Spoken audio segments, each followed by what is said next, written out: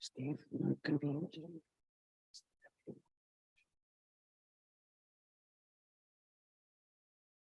Please rise. The January 25th, 2023 meeting of Halliburton County Council is now in session. Warden Liz Danielson presiding. Please be seated. Good morning, everyone. We respectfully acknowledge that the County of Halliburton is located on Treaty 20 Mississauga territory and in the traditional territory of the Mississauga and Chippewa Nations, collectively known as the Williams Treaties First Nations. We acknowledge a shared presence of Indigenous nations throughout the area and recognize its original Indigenous inhabitants as the stewards of its lands and waters since time immemorial. Could I have a mover and a seconder to adopt the agenda this morning? Councillor Carter, Councillor McKechnie, thank you. Moved by Councillor Carter, seconded by Councillor McKechnie. Be it resolved that the January 25th, 2023 Halliburton County Council agenda be approved. All in favor? That's carried. Is there any notice of pecuniary interest or general nature thereof this morning?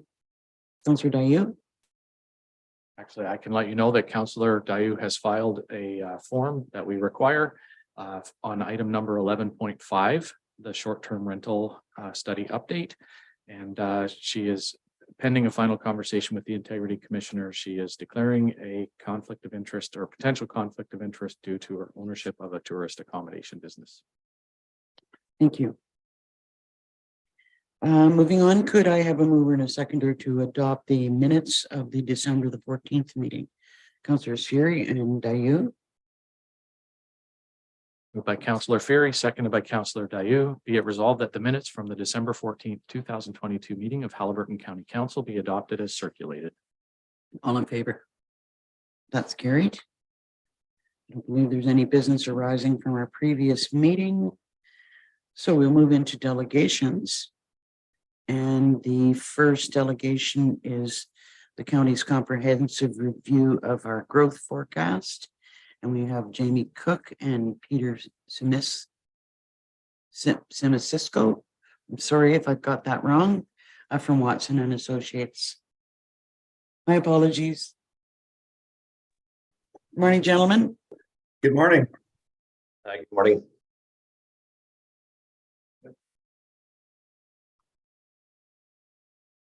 Yeah. Go ahead. Well, for the new people on council, I think we have a couple of things that are coming up in the next part of the agenda. Could you explain to us what instigated these actions? Like what was the question of previous council to engage these folks or to get this study done? Just to give us some, so we're all starting off in the. There has been a recommendation well, several times there's been a recommendation to county council over the last term that we investigate development charges and the impact of those development charges. And part of that has been the population and growth aspect and the forecast for growth. And we've discovered, you gentlemen, correct me if I'm wrong, that we're far ahead of what the anticipated numbers were, which is going to require us to do a little bit of additional work. But I would ask our CAO to add to that if I've missed anything. I think that summarizes it very well. We started down the process. Council, just prior to the pandemic, the councils gave us direction to go ahead with a development charges study. When the pandemic started, we hit pause on that, largely because, well, also because some of our pricing came in higher than we'd anticipated for the study. A year or so ago, year and a half ago, council revisited that with the local municipalities. We received direction to go ahead with the study. Watson and Associates were retained. Once they started rolling up their sleeves and working on it, they realized that we had blown through over a decade, I believe. I can be corrected on that, but over a decade's worth of growth in a year and a half or 2 years. And so they really said, in order to really do a development charges study, and they'll talk about this today, but in order to do that well, they really needed to look at the population projections again And that required an expanded scope of work, and that's what they're here to talk about today.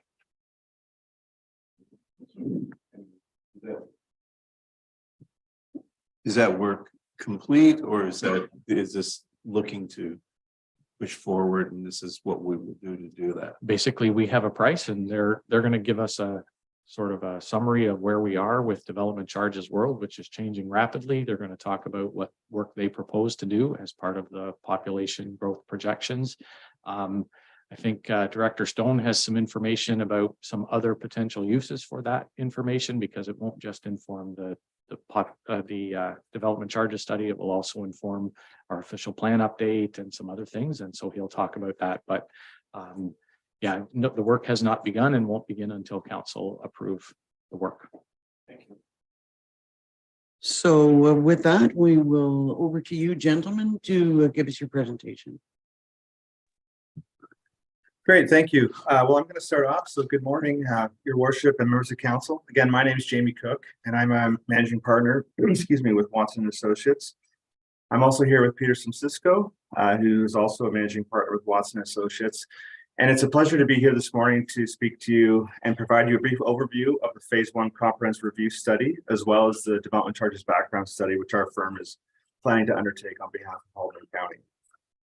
So if we go to the next slide, I'm going to start off with a little bit of background just to further build on the discussion we've been having about why the study is needed.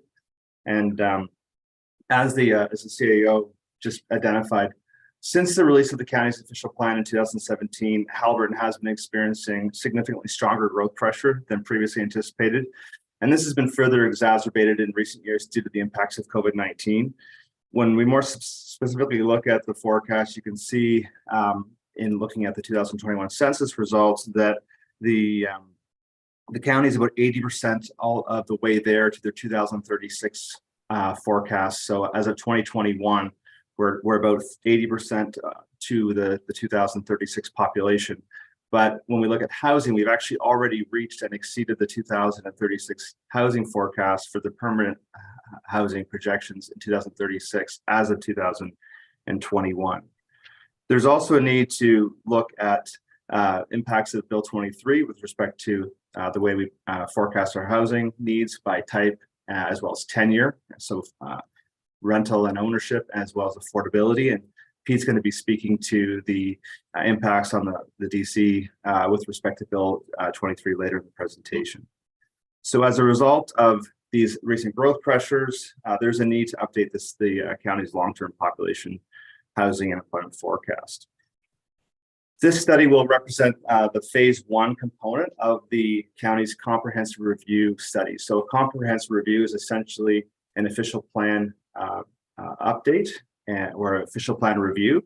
And this essentially represents the first component of that official plan review related to the growth related components of the official plan. The second phase of the growth related components of the comprehensive review would get into an assessment of urban land needs, as well as planning policy recommendations and strategic direction resulting from this work.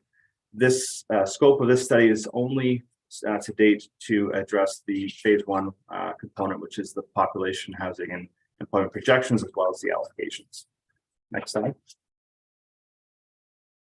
So just briefly wanted to mention that we are preparing this long-term assessment of population and employment growth within the context of the provincial policy framework. The provincial policy framework is guided under the Planning Act through the provincial policy statement. The provincial policy statement was last updated in May of 2020, and it essentially provides direction with respect to matters of provincial interest related to land use planning and development.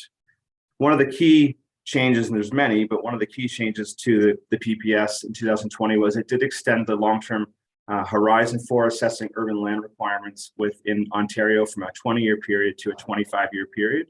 So because of that change, we are going to be looking out over a long-term period to 2051. That gives us a full 25-year period from the anticipated adoption of the official plan once we complete the study. There's a number of other aspects of the PPS that I won't get into today, but essentially the details of this study will be provided within this provincial context, and then will inform potential updates to the county's official plan as we move forward with, as the county moves forward with the official plan review. Next slide. So I wanted to speak to the growth model and the approach to looking at the long-term projections. And I think if you could bring the entire slide up forward if you'd like. So essentially what the schematic does is it identifies the key economic and demographic elements that we look at when assessing the long-term growth for a county or a region or a municipality. And so in the case of Haldeman County, similarly to other municipalities that we would project long-term population and employment, our model closely looks at the direct linkage between economic growth within the broader regional economy and forecast net migration potential within a municipality, in this case within Haldeman County. Potential employment opportunities within both the county as well as the surrounding commuter shed represent the primary driver of labor force and ultimately net migration to the municipality. And in turn, this net migration drives population growth in the municipality's working age population, as well as their dependents, including children, spouses, and other members that are not in the labor force. In addition, growing opportunities, particularly in knowledge-based sectors related to work at home, also are further accelerating opportunities for live, work, employment within the county, and providing a basis for increased long-term permanent population growth, provided that the necessary infrastructure requirements are provided. The county also represents an attractive destination for retirees, as well as those who are looking to enter into their retirement stage of life, as well as existing residents who have seasonal properties within the county who are looking to retire or reside in the county on a full-time basis. So this also has an impact on how the county is growing, both within respect to its permanent population as well as its seasonal population base. So of course, our population model will also forecast not only the county's permanent population growth by age, but also it's the seasonal population growth.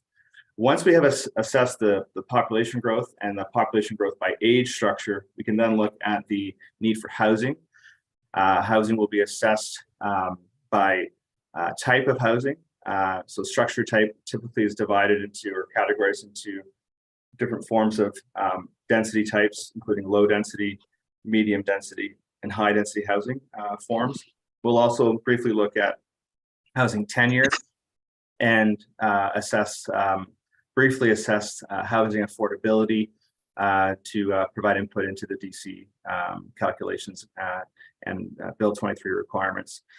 From there, we will allocate the population, housing, and employment forecast by local area municipality, as well as the urban settlement areas within each of the local municipalities and remaining rural area. So this background work will essentially represent a foundational document, not only to the DC, but it will also represent a foundational document to other key studies that the county may be undertaking, particularly any further work that the county may be taking with respect to affordable housing needs over the long term. Next slide. So briefly, just wanted to touch on a few of the key tasks that will be completed. We'll start off with providing an assessment of background reports, articles, and other data sources that will inform our study. We'll then provide an overview of the urban and rural land use hierarchy within Haldeman County by area municipality and relative policy context to set the stage for the long-term population projections and ultimately the phase 2 work that the county may undertake with respect to assessing urban land requirements. We'll then provide a detailed demographic, economic, and socioeconomic profile, as well as assessment of potential growth drivers and disruptors that are influencing near-term and longer-term, the longer-term growth outlook for the county. We'll then get into a long-term population forecast, as well as housing and employment forecasts. We will assess 3 long-term growth scenarios, looking typically at a low, medium, and high long-term forecast for growth. And then from there, we'll assess the scenarios, identify a recommended long-term projection, and then allocate that growth, as I mentioned, by area municipality and urban and rural area. Next slide. So with respect to the study timeline, we have identified a 5-month study schedule. We are now in late January, so we're starting the project probably about a month later than what is anticipated in this slide. We would endeavor to wrap up the study by late June or sometime in July at the latest. And then now I'll turn it over to Pete, who will provide a discussion of the BC background study. Thank you. Thank you, Jamie. And if we could go forward probably a couple of slides here.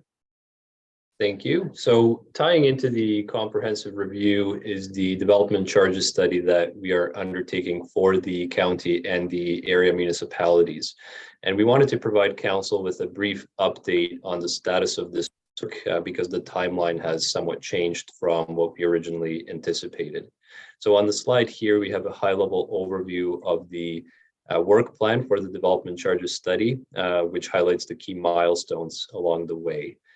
We did initiate the process early in July last year and had initial discussions with both county staff as well as senior staff from each of the area municipalities. We also had a council information session in late July. And then following those initial discussions, it became apparent that more background work was needed to get a good understanding of the anticipated growth for the county. And so we paused the process on the development charges study to flesh out how that growth component would best be addressed. And that is where the comprehensive review study that Jamie spoke about comes in. So we do expect to resume work on the development charges background study later this year, once we start to see outputs from the growth forecast. And this is because to assess any growth related capital needs that would potentially be recovered through development charges within the context of that growth forecast. And so as it stands right now, we would expect the data collection and discussion of growth related capital needs to resume sometime in April or May, with then the draft findings expected to be available for review with staff as well as council and development industry stakeholders towards the September timeframe. It would then in turn allow the county and each of the area municipalities to consider adopting development charge bylaws around the November timeframe. We can go to the next slide, please. And then the other item we wanted to provide a brief update on are some recent legislative changes that were brought about by the More Homes Built Faster Act, or Bill 23, which received royal assent on November 28th. As a number of the changes will have an impact on the development charges study process and also on the amount of development charges that may be collected once the charges are in place. So firstly, Bill 23 introduced several statutory exemptions from the payment of development charges for affordable and attainable housing units, also for nonprofit housing, as well as additional residential units. And it also introduced a discount for rental housing units, and that the level of that discount is based on the number of bedrooms in those rental units. The second category of changes will have an impact on the types of capital costs that can be included in the development charge. So firstly, social housing has been removed from the list of eligible services. Municipalities are no longer able to fund the various growth-related studies through development charges, whereas they did have the ability to do so prior to Bill 23. Also, we now have to assess future capital needs against the average level of service provided over the preceding 15 years, whereas previously only a 10-year period had to be considered in that regard. And then finally, any new development charge bylaws will need to be phased in over a 5-year period, with the maximum charges that can be imposed in the first year of a bylaw being at 80% of the calculated charge, then increasing in 5 percentage point increments until the full charge can be imposed from year 5 and onwards. And then finally, there have been some changes made to the administration of development charge bylaws. Prior to Bill 23, development charge bylaws had a maximum shelf life of 5 years, and that has now been extended to 10 years. Furthermore, starting this year, municipalities are required to spend or at least allocate at least 60% of the funds that have been collected for roads, water, and wastewater services. And then there has also been a cap imposed on the interest rate that municipalities can charge on development charge installment payments, and a development charge freeze that applies to certain development. So that's just a very high level overview of the legislative changes. We will be addressing these in detail as we proceed through the development charges background study process, and we will have an opportunity to discuss these in more detail once we come back to present the draft findings later in the year. And so that concludes our presentation, and both Jamie and I are around and we'd be happy to address any questions that you may have. Questions for the consultants? Councillor Rail. Just in relation to the terminology around residents and whether the full-time or seasonal, which is now becoming more part-time than seasonal. There's a lot of people that are in transition. What I mean by that is, we could basically say that the seasonal people used to come up for 8 to 10 weeks in the summer, and that was kind of sort of where it ended. Now we have people that are coming up here for a minimum of 6 to 8 months at a time, and then they're going somewhere else for 4 months. We also have a large number of people, and especially if the broadband increases more so, that come up here basically Thursday night, and they don't go home until Monday night, and they stay here 12 months of the year. My concern is I'm not sure they're considered to be permanent or have any impact on the studies, yet they use a lot of our facilities, probably more so than anything. I can only tell the biggest measurement that we've got is our landfills are telling us that something is happening in that area. Do you have any idea of how that type of a population is going to impact, or is it going to be included in any way in these evaluations? Yes, through you, Mrs. Mayor. It's a great question, and it is something that we will be looking at in detail. And it is something that we've actually been following for quite some time. We prepared 2 of the growth management strategies for the District of Muskoka back in 2008 and 2013. We've also done seasonal growth projections for areas in cottage country across Ontario, including Frontenac County, City of Kawartha Lakes, Bruce County, and other municipalities as well. And so what we tend to look at is a few different data sources. One is we can look at impact data. So impact data will provide us codes over time. We can look at time series data to look at properties, tax assessment of properties on and off water. We can identify those who have a permanent resident and are identified to be living within Haliburton County, or those who have properties here and have permanent residences outside of the county. So we can identify who's a permanent resident or who is living here or has a second home within Haliburton County. We can also look at how that's been changing over time and comparing against census data. So when we look at how the census is tracking over time, the census provides us information on both occupied and total dwellings. So that difference between total dwellings and occupied dwellings gives us some indication of how that relationship is changing over time. And we can also compare that to the impact data to compare that relationship, and then assess whether we're seeing conversions from seasonal to permanent and what that net relationship is. Typically what we're finding is that net relationship is a positive conversion from seasonal to permanent. And we've been experiencing that and monitoring that for quite some time. And essentially since about, I'd say the last 15 years or so, since the baby boomers started to reach that age of early retirement and get into the retirement years, we've seen a moderate increase or a steady increase in the amount of conversions. It wasn't as quick as we would have anticipated back in the early 2000s because of the downturn that occurred back in 2008, but we are still seeing that conversion over time. So we will be looking at both that permanent and seasonal, and we'll essentially be layering on top of the seasonal on top of the permanent population to then assess the overall population of both permanent and seasonal. That's also going to flow into the DC background study. So when we're looking at impacts on need for service, the population will assess both historical trends in permanent and seasonal, as well as projected trends in permanent and seasonal population.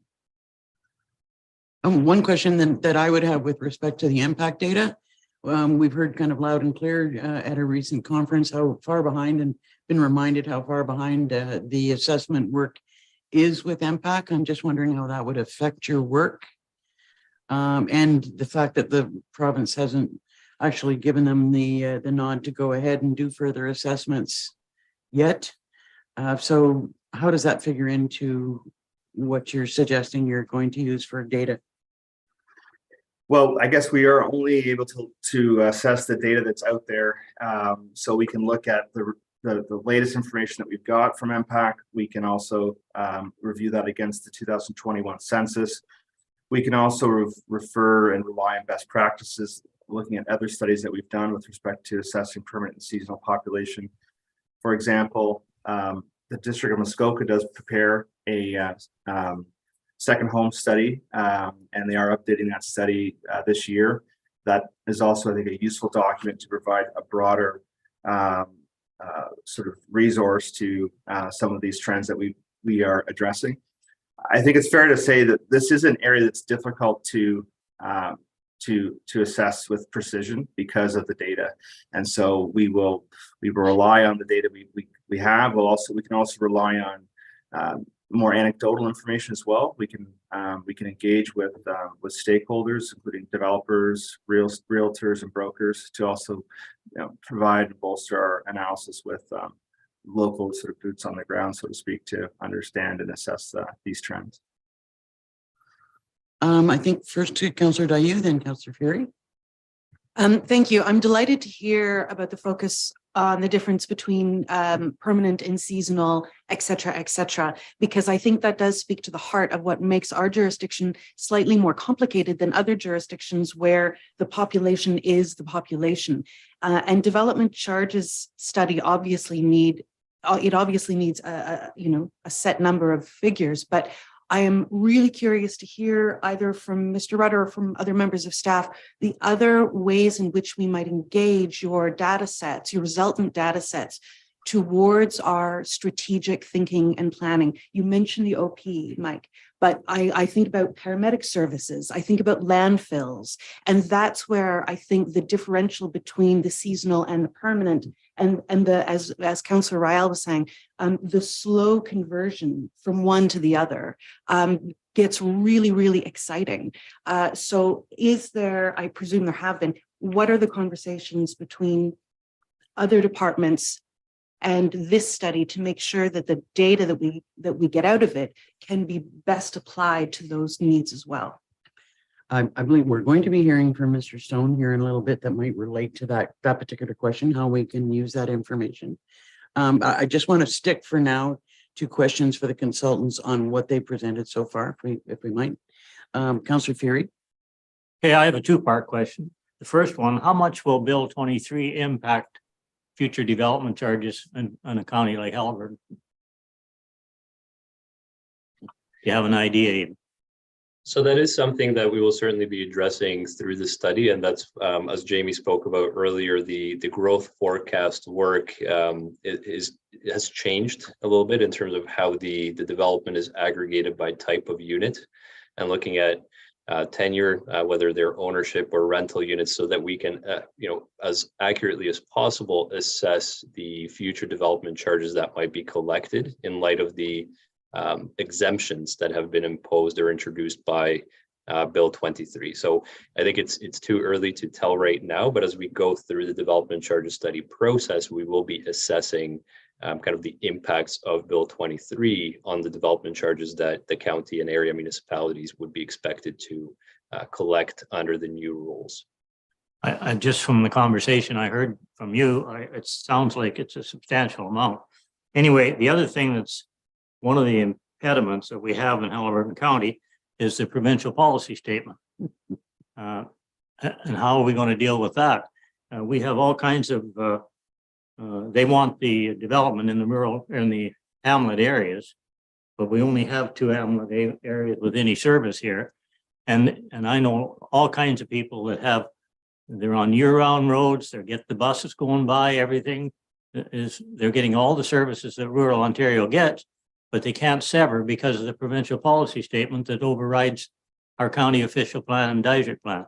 So if we can't deal with that, we're kind of restricted of where we're going to go here. Interested in your comments. Yeah, that's a great comment or question. And just respond to that, I think I would start by saying that,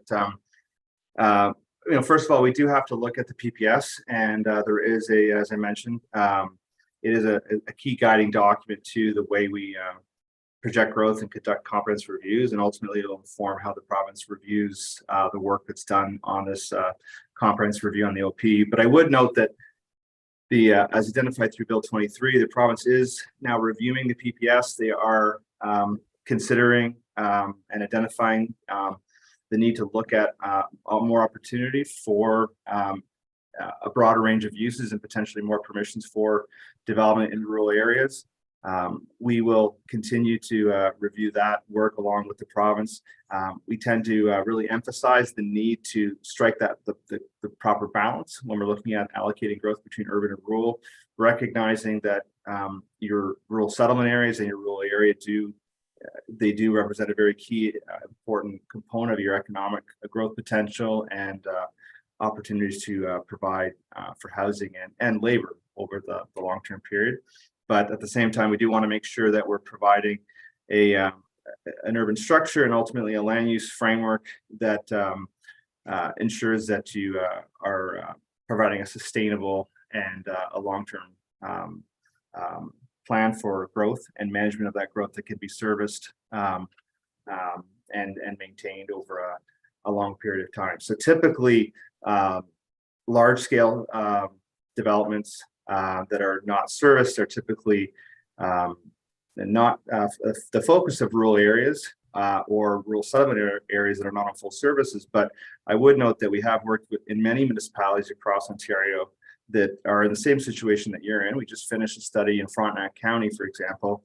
They are a county that has essentially only one urban settlement area in the entire county that has water, but they have no fully serviced settlement areas in the entire county.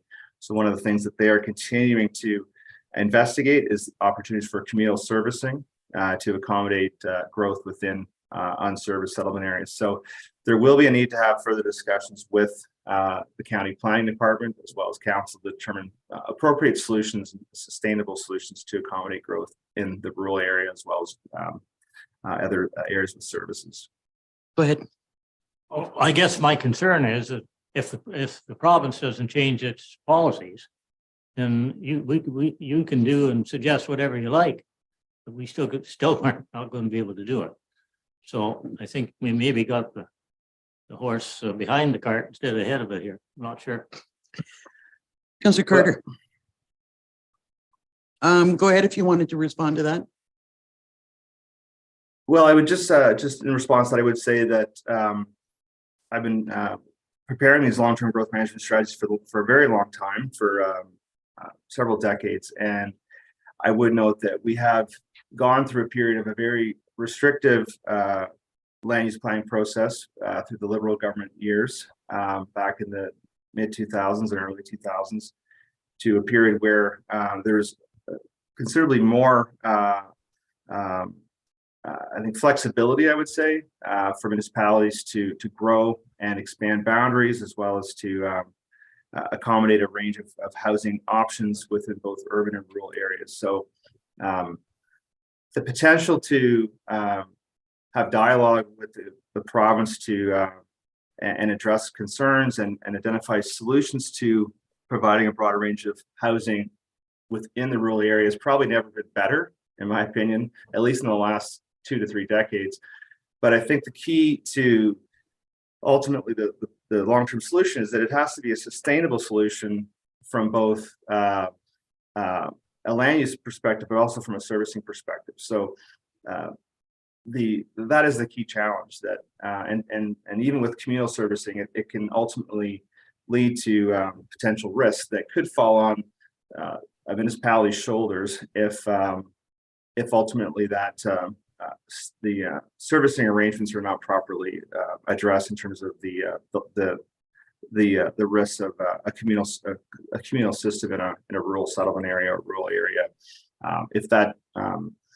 If that system was to fail, obviously there's And I'm not an engineer, so I can't speak to all the particular servicing risks that would be associated with it, but that is ultimately what needs to be further addressed if you're looking at larger scale development. Considerations for severances is also something that can be addressed, and I think that's ultimately a dialogue that we'll be having with the planning department to determine an appropriate level of small scale development through severances. Typically, when we look at the amount of potential, though, I would say in rural areas, there's still a significant amount of rural vacant lots of record that are available for development in the rural area. So when you consider that, like, I haven't seen a lot of situations where municipalities in your area of the province are really restricted to develop in rural areas because of the significant amount of vacant rural lots of record that still exist. We'll hear from our CIO and then over to you, Dr. Carter. I'm a little out of my depth here, so I don't want to say too much, but I know that Roma, one of their recommendations to the province, in order to develop more housing, build it faster, is to review the provincial policy statements to allow for a much quicker process to expand settlement area boundaries, which has been really challenging up to now, but they want to make sure that that happens quicker. I guess generally, though, I would say we are seeing the growth, whether we want it or not, and I think we do. But the growth is happening. So we've seen that 14% population growth in the last census period. That's without settlement boundary increases, but it is resulting in more infrastructure demands. Absolutely, but those people require services. So whether it's turning lanes, whether it's roads that have previously been surface treated, but because of traffic volumes, they now need to be a hot mix pavement. Whether it's library, whether it's 24/7 service in Torrey Hill rather than a 12-hour service in Torrey Hill, we're seeing those increased service demands, and without a development charge, it's left to the existing taxpayer to pay for those costs as opposed to the development paying for those costs. And so the growth is happening. We just need to figure out if it's, if we're going to let the existing taxpayer pay for that growth, or if that growth is going to be borne by the developer. Councillor Carter.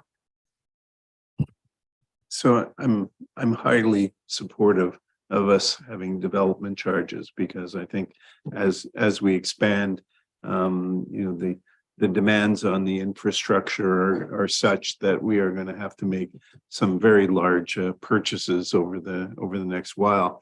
But I'm highly skeptical that we are going to be able to get anything accurate out of this population growth estimates. We have a situation where, as Mr. Rutter just said, we had over 14% growth. I would guess if you looked at the number of dwellings in the county, you would have probably saw a very low single-digit growth, because most of the people who moved here had dwellings. And we also have a very artificial cap on any growth, in that we don't have homes for people to move up here, no matter what the economic need is. There's no home for them to move to, so we can't hire our doctors or our dietitians or our nurses or our workers in anywhere. And we have a difficult time, as Councillor Ryall mentioned, about people who are here part-time or semi-full-time and so on. We were at a meeting just in the last couple of weeks, where 3 members of a board, basically stated to us that they were still officially residents of other locations. This is partially because we have limited medical services here. Nobody wants to give up their doctor, and so they tell OHIP that they're still living in Toronto, and they keep their doctor in Toronto, which means that Toronto is getting all the funding for these people. And we've got countless number of people across the county that are like that. So yeah, we have all these things that don't allow normal types of projections. And quite frankly, a study done in the Muskokas in 2018, which may sound extremely relevant, post-COVID is probably not quite as relevant anymore. The numbers changed dramatically in that time. So I know that it appears that we really need to have some very comprehensive growth predictions before we get into this development charge situation. But we're partially in charge of how that growth happens.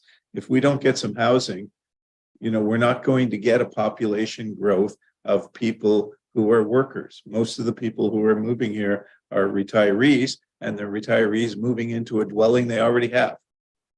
So it's this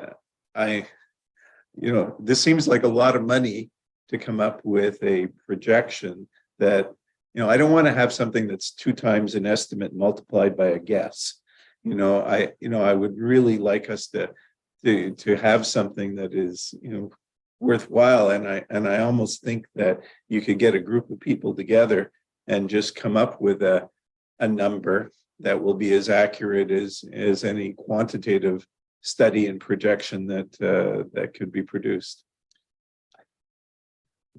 Can I just, Absolutely. I think,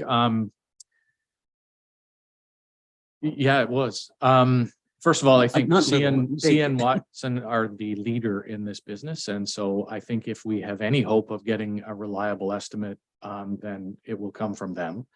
I think one of the reasons we're in this predicament is that we did a guess when we did the official plan, and we used, very, very competent staff, but clearly the number didn't take into account some of what was going to happen. So I think if our hope is to find one that is as dependable, or an estimate of growth that is as dependable as possible, using someone like CN Watson is our best hope. Otherwise, it really is just a shot in the dark. Development charges, especially at their implementation when they're brand new in a community, are controversial. It's not unusual for them to be appealed, or at least people demand real solid answers about the information in them. Again, the reason we are looking to retain someone like CN Watson is because we need someone to stand up and defend those numbers. And I'm really confident that they could and would. So I really do take your point. I think I've heard, even conversation at the conference with members of this council, 3, 4, 5 large scale developments that are going to be happening, and they're ready to go. I know our planning department see a lot of that information as well. I think that growth is going to happen. It's going to happen really soon. And it's going to result in additional service demands. So we have to, I think we need to be ready for that. And so, again, that's largely why we've made the recommendation we have. But if we want really good, dependable information that we can defend, I really think CN Watson's our best hope. I also like the thought that the information can be used in a variety of different ways and that we're going to need in the near future. We'll take a question from Councillor Royale, and then I'd like to hear from our planner, because I think he's got some thoughts about how this work can be best utilized, or some options for us. Go ahead, Councillor Royale. Yeah, like Councillor Carr, I've been one of the last ones to realize that we're going to have to do something with development charges, because we're just not going to be able to sustain what we have. So when you apply development charges, if you're taking a green piece of property where there's nothing on it and you're building, it's pretty easy to establish development charges for something like that. But then you have 2 other categories that I'm not really sure how we're going to handle it. And that's and what it's going to do, it's going to increase our population, because that's why it's being done. So we take Rappa's house and we tear it down. and we build a new one, twice the size of the one that we had before. We got to go through all the building permit programs. So at the end of the day, would that be subject to development charges? 2, we decide that it's a beautiful home. We don't have any problem with it, but we're going to add 2 more bedrooms to it because now we're going to be living here permanently and we need the space. So now, is that going to be subject to development charges? I realize you can't answer those questions because we are the ones that might make that decision.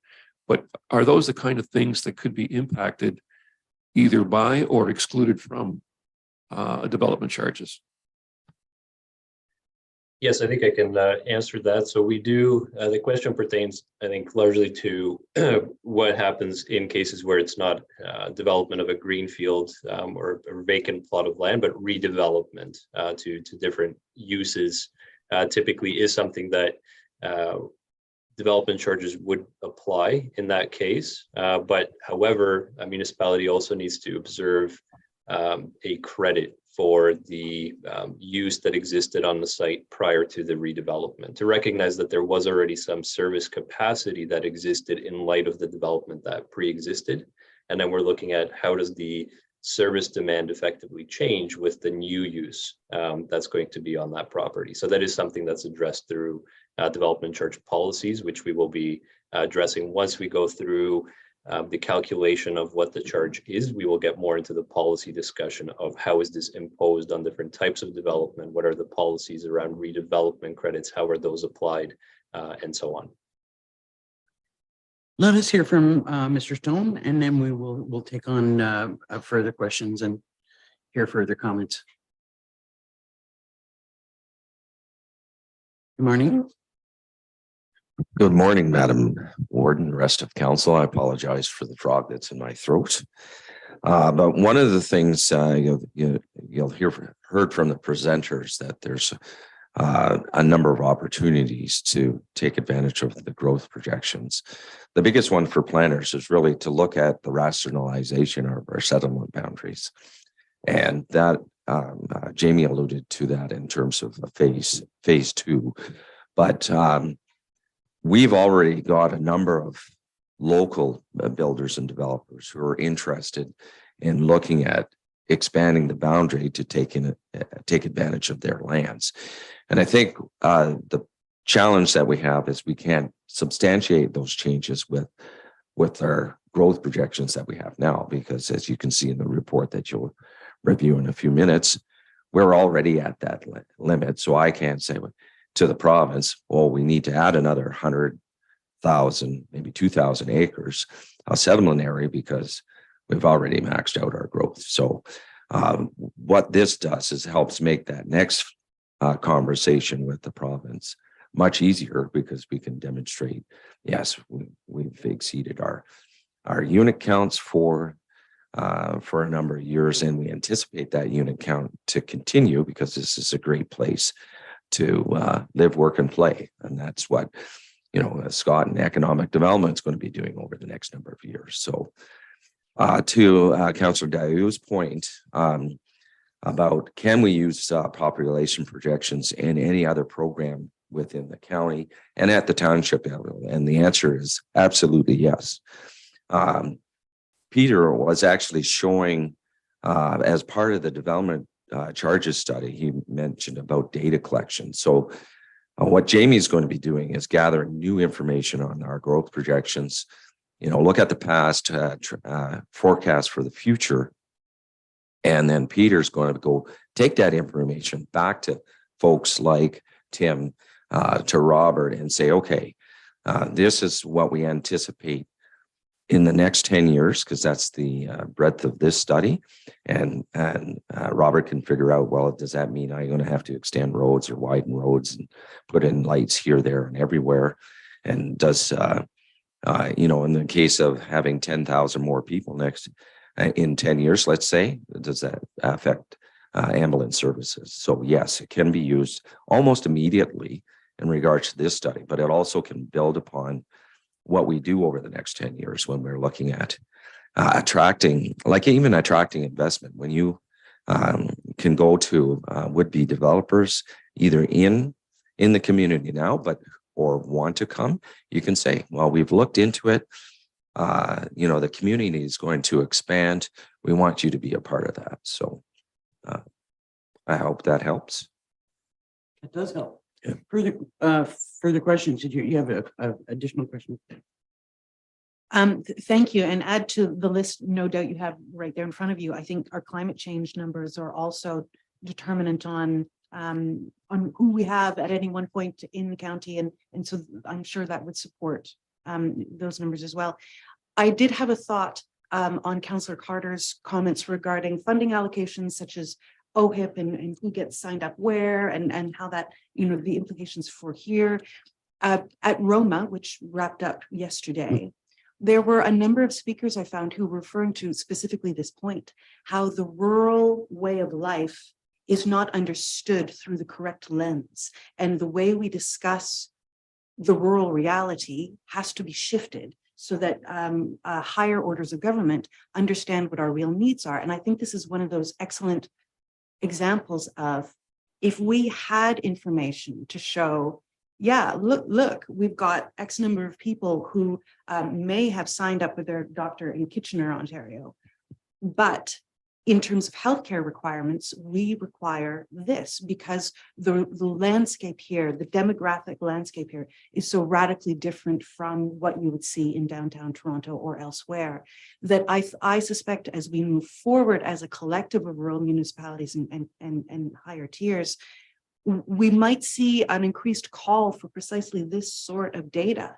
where we can collectively show higher orders of government, your funding allocations are not up to our reality, and we need to shift how those allocations are measured and then decided upon. So I understand what Councillor Carter is saying, but I see that as more of a reason for an increased disaggregation of data. Even if there's a little bit of crystal balling in there, I think it would still help us ultimately get to a more fact-based future, especially with regards to funding allocations and advocacy mechanisms. Just as a point of information, the funding for this project would come from Safe Restart monies, because a lot of the growth has been as a result of COVID. So it's not coming directly out of the taxpayers' pockets. Well, indirectly it is, but not out of our levy. Yeah, I know. Councillor Rael. The other thing too that was made crystal clear to us especially over the Roma conference, was that there is a real focus on expanding those urban areas that we would traditionally call urban, the Torontos, the Mississaugas, the Ottawas, the so on and so forth.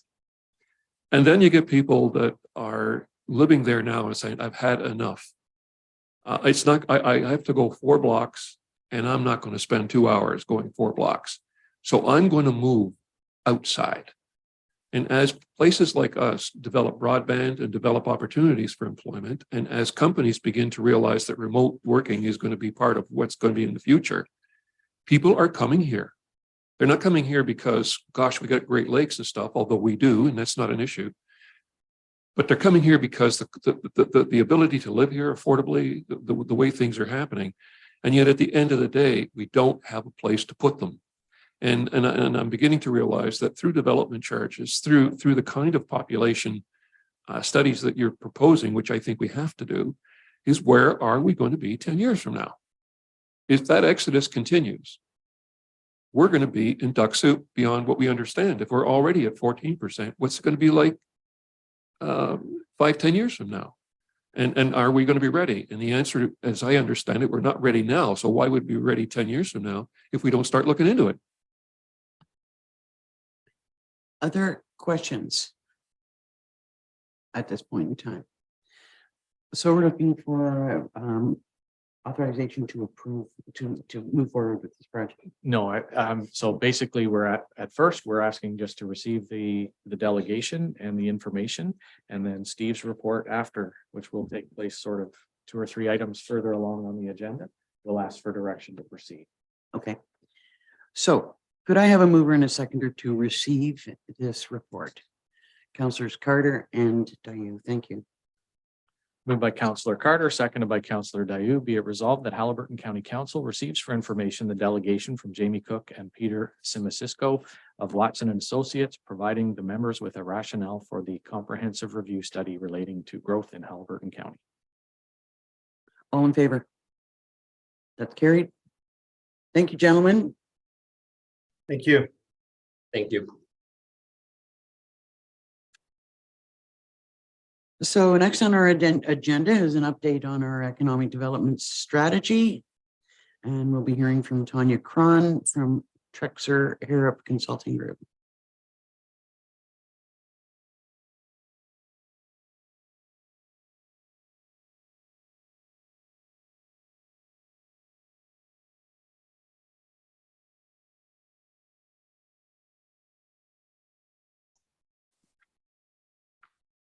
Good morning. Good morning. All right, so I believe you all have received the presentation. I will just quickly, briefly go over it. I don't want to go slide by slide.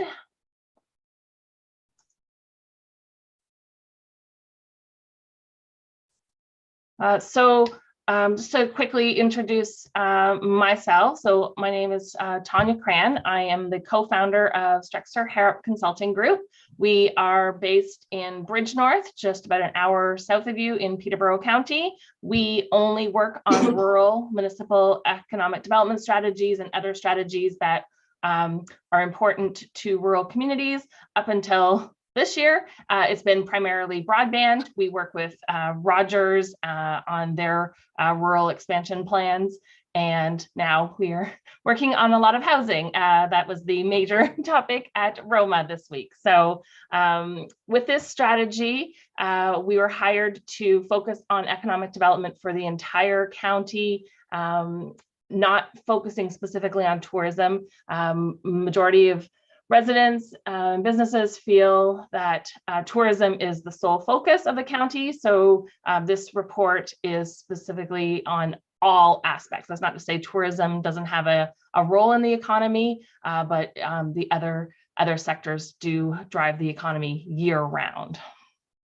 What we've completed to date, we've completed employment data analysis. We've compared Halliburton County with neighboring municipalities. We did a public survey, 435 responses, which is a great response rate. Business survey, this one was fantastic. We had 114 business owners complete a very detailed survey. The full survey results are in the appendices on this agenda. We did 35 phone interviews.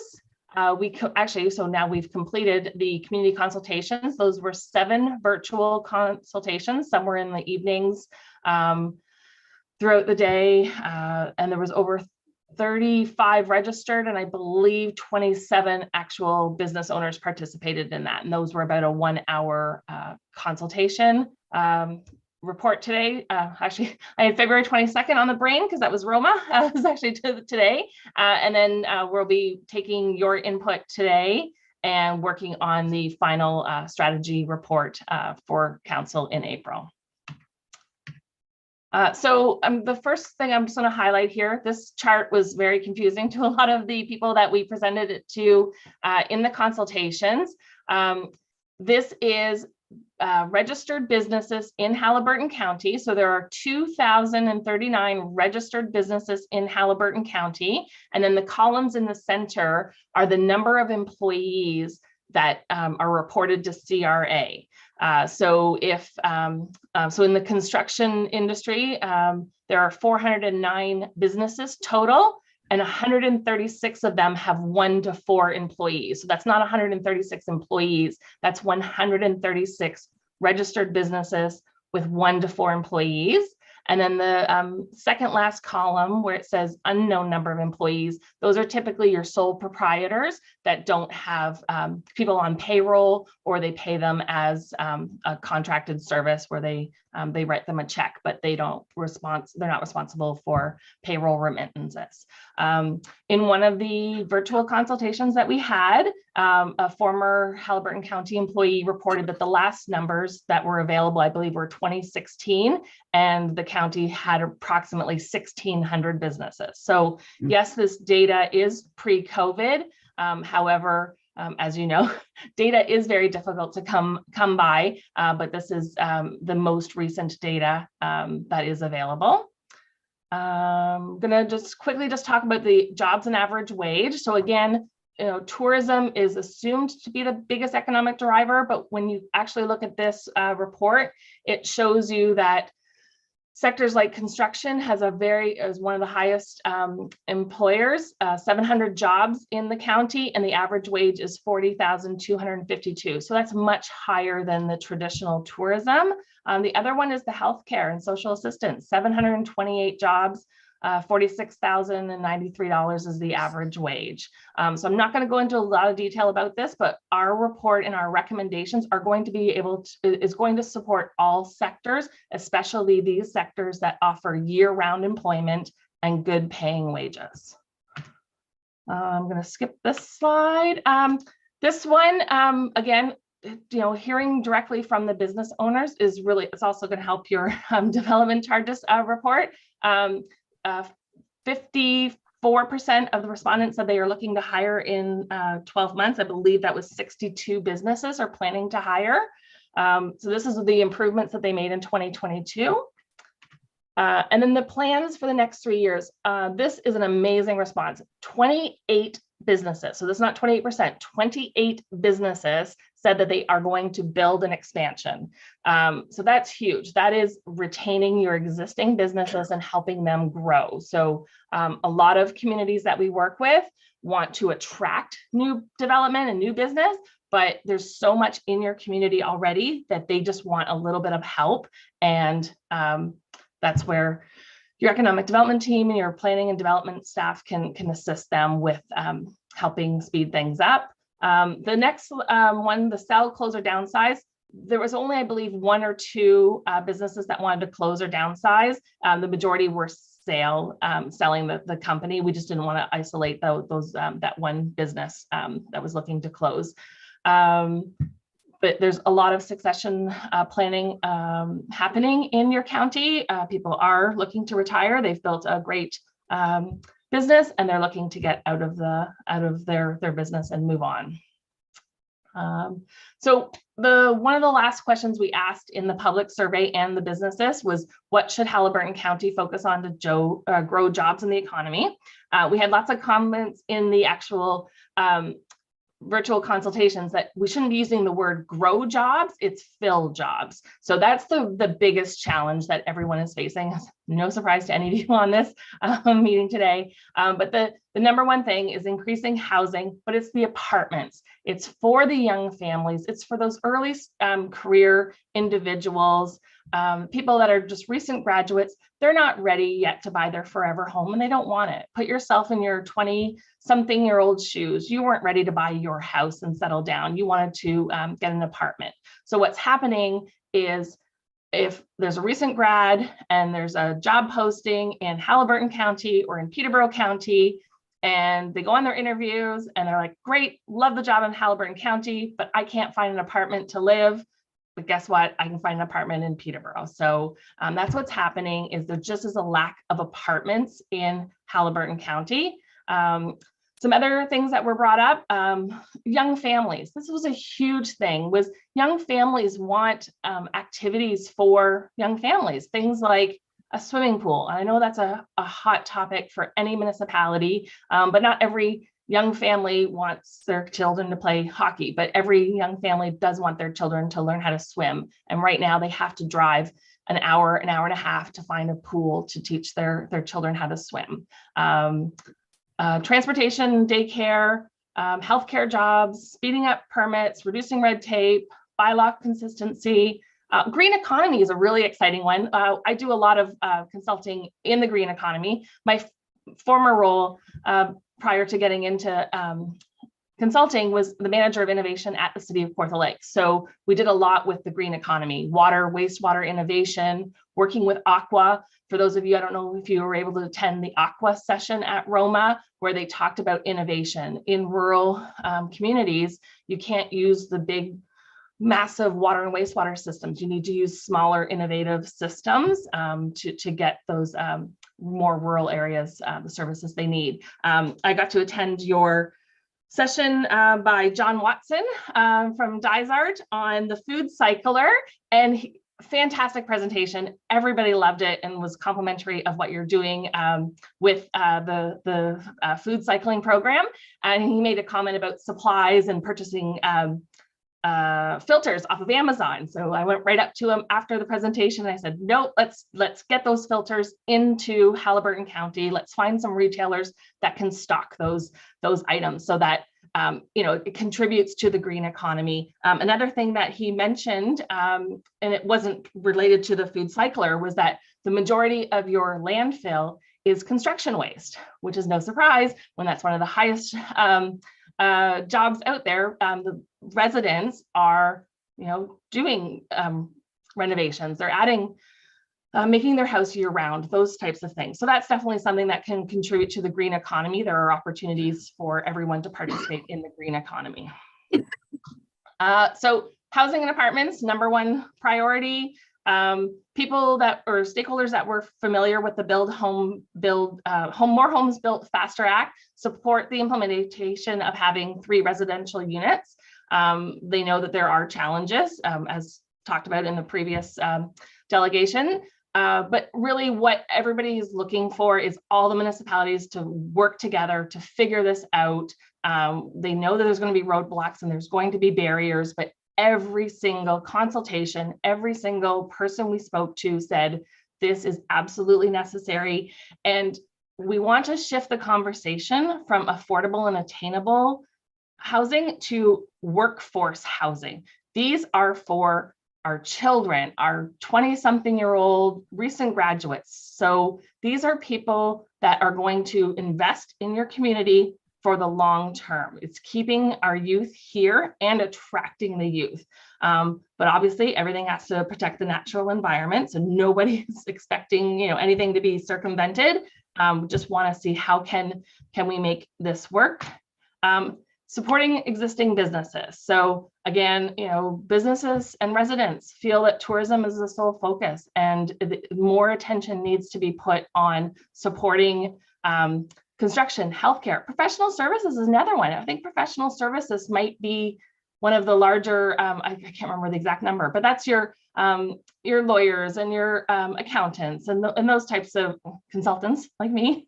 You've got lots of consultants in Haliburton County, but all sectors are having difficulty hiring employees. And when you boil down to the root cause, it's that rental. They're not yet ready to find their forever home. And then the other part is more entrepreneurship encouragement. Everybody had great words to say about the Haliburton County Development Corporation, HCDC, fantastic. And is there more partnership opportunities that can be done with them to encourage more entrepreneurship so that those businesses that are looking to retire have somewhere to or someone to sell it to, and just encouraging more people to get into the world of entrepreneurship.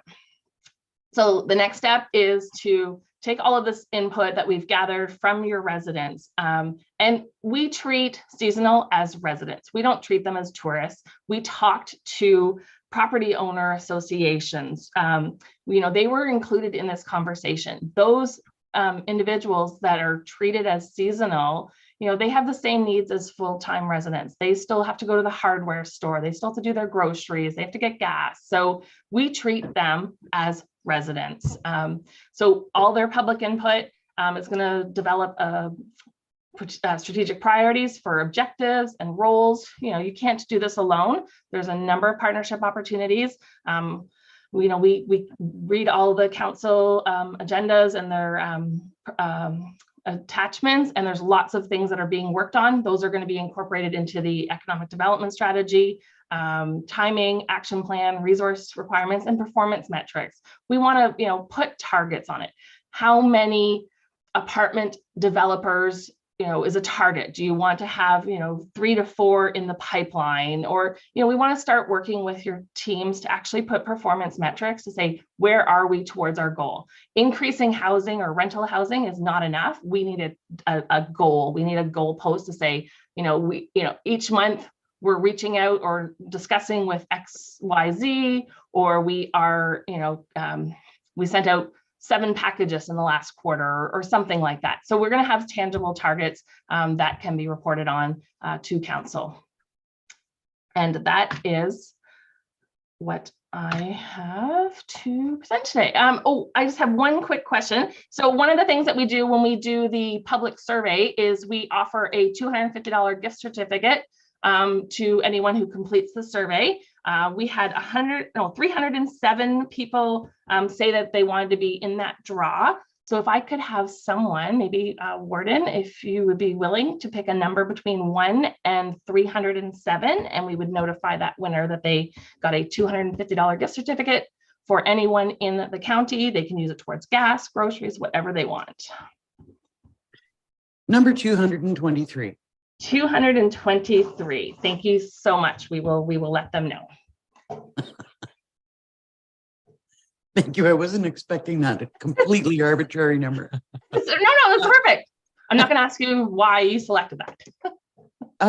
Is there anything that you'd like to add at this point in time, Mr. Ovell? No.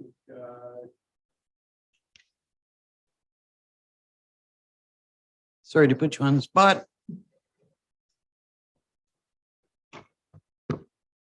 Through your warden, no, I don't think there's a lot to add. I think it's just at this point, it's really just to give you all the information that we've collected, give you an idea of the direction we're going. And as noted, we'll have a kind of a preliminary draft report, ideally back to you at the end of February, to get further input for you. That'll kind of be more of a fully formed document that'll give you a clear picture, again, what the priorities will look like. And then subsequently bring a draft final report in early April. Again, take in any feedback or input that you have and kind of still striving towards that goal for completion and adoption at the end of April. Do any members of council have questions for either Tanya or Scott? Councillor Dayu, sorry. I'm not sure how many more ways we can hear the need for housing. We really are hearing that from every angle. And so it's great to hear that we've got well, I say in-house, it's been outsourced, but that we have our very own study also confirming the dire need for housing. The great takeaway from Roma that I got was that there are so many other townships out there who are and counties out there who are struggling with the same. There's a lot of innovation out there, and some of that innovation is out on their websites, and some of it is not out on their websites. But we've collected names and phone numbers of representatives from these spaces, and I'm so glad you were there, Tanya, because I'm sure you've heard a lot of these examples too. So my hope is that somehow we can attach into this final report some of those doors into the innovation that other counties and townships are looking for, because they are there. And I think we've got to start really taking them into our stride and learning from them. Any other comment or question? Councillor McKechnie. Yeah, let's just say I've been in the Dysart for a long time, and I've talked to a lot of people, a lot of families, a lot of business people. And I know we can't tell Sir Sanford College how to run their programs, but I know that there's a great need. I've talked to different people at Sir Sanford, and their answer always is, well, tell your kids to go to Peterborough. We have a trade school there. I just don't understand with the availability that we have there. And there's so many families here that have a family tradition of being in construction and trades. And why they're not exploring that more for us. And I don't know how we could do that, but I think it'd be with all the talk here this morning about the development that's going to go on in our county. It'd be great to have our local girls and boys go into a trade school after, and they can say, well, go on down to Peterborough. Well, most families can't afford that. So that's something that I would really like to try to explore. Anything that we could do at a county level, I think it'd be great. Thanks very much. Well, and such a big part of our economic driver is construction. So good point. Any other comments? Could I have a mover and a seconder to receive the report? Councillors Carter and Fury, thank you.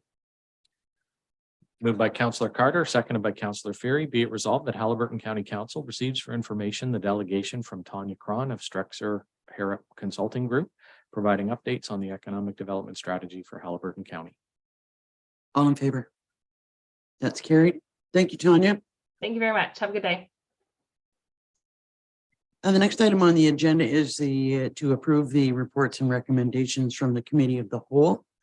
Are there any questions or comments about that? If not, could I have a mover and a seconder then to receive the recommendations from Committee of the Whole? Councillor Rael and McKechnie, thank you.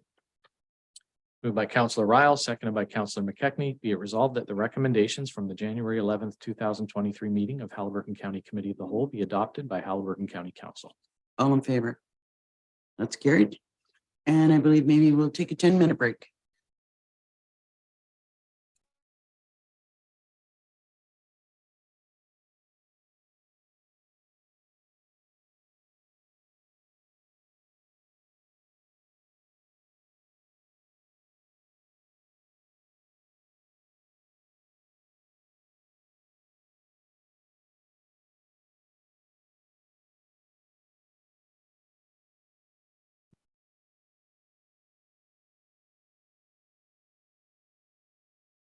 Okay, welcome back to the open session. The next item on the agenda is approval of reports and recommendations from joint accessibility, of which there are none. So we'll move right into planning. And welcome, Mr. Stone. I look forward to your update on the development charges study.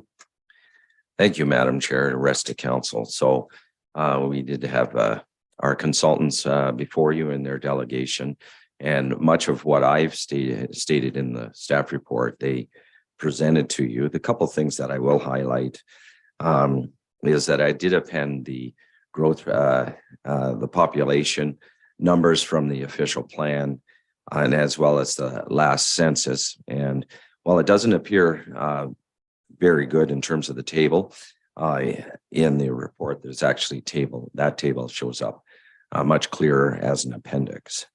So in essence, by way of background, the Watson Associates were retained to undertake the development charges study last year, and they proceeded along the way and has conducted a number of interviews with various stakeholders, primarily the 4 townships senior management staff and county senior management staff to sort of get a number of documents as well as background information that they've been able to assemble.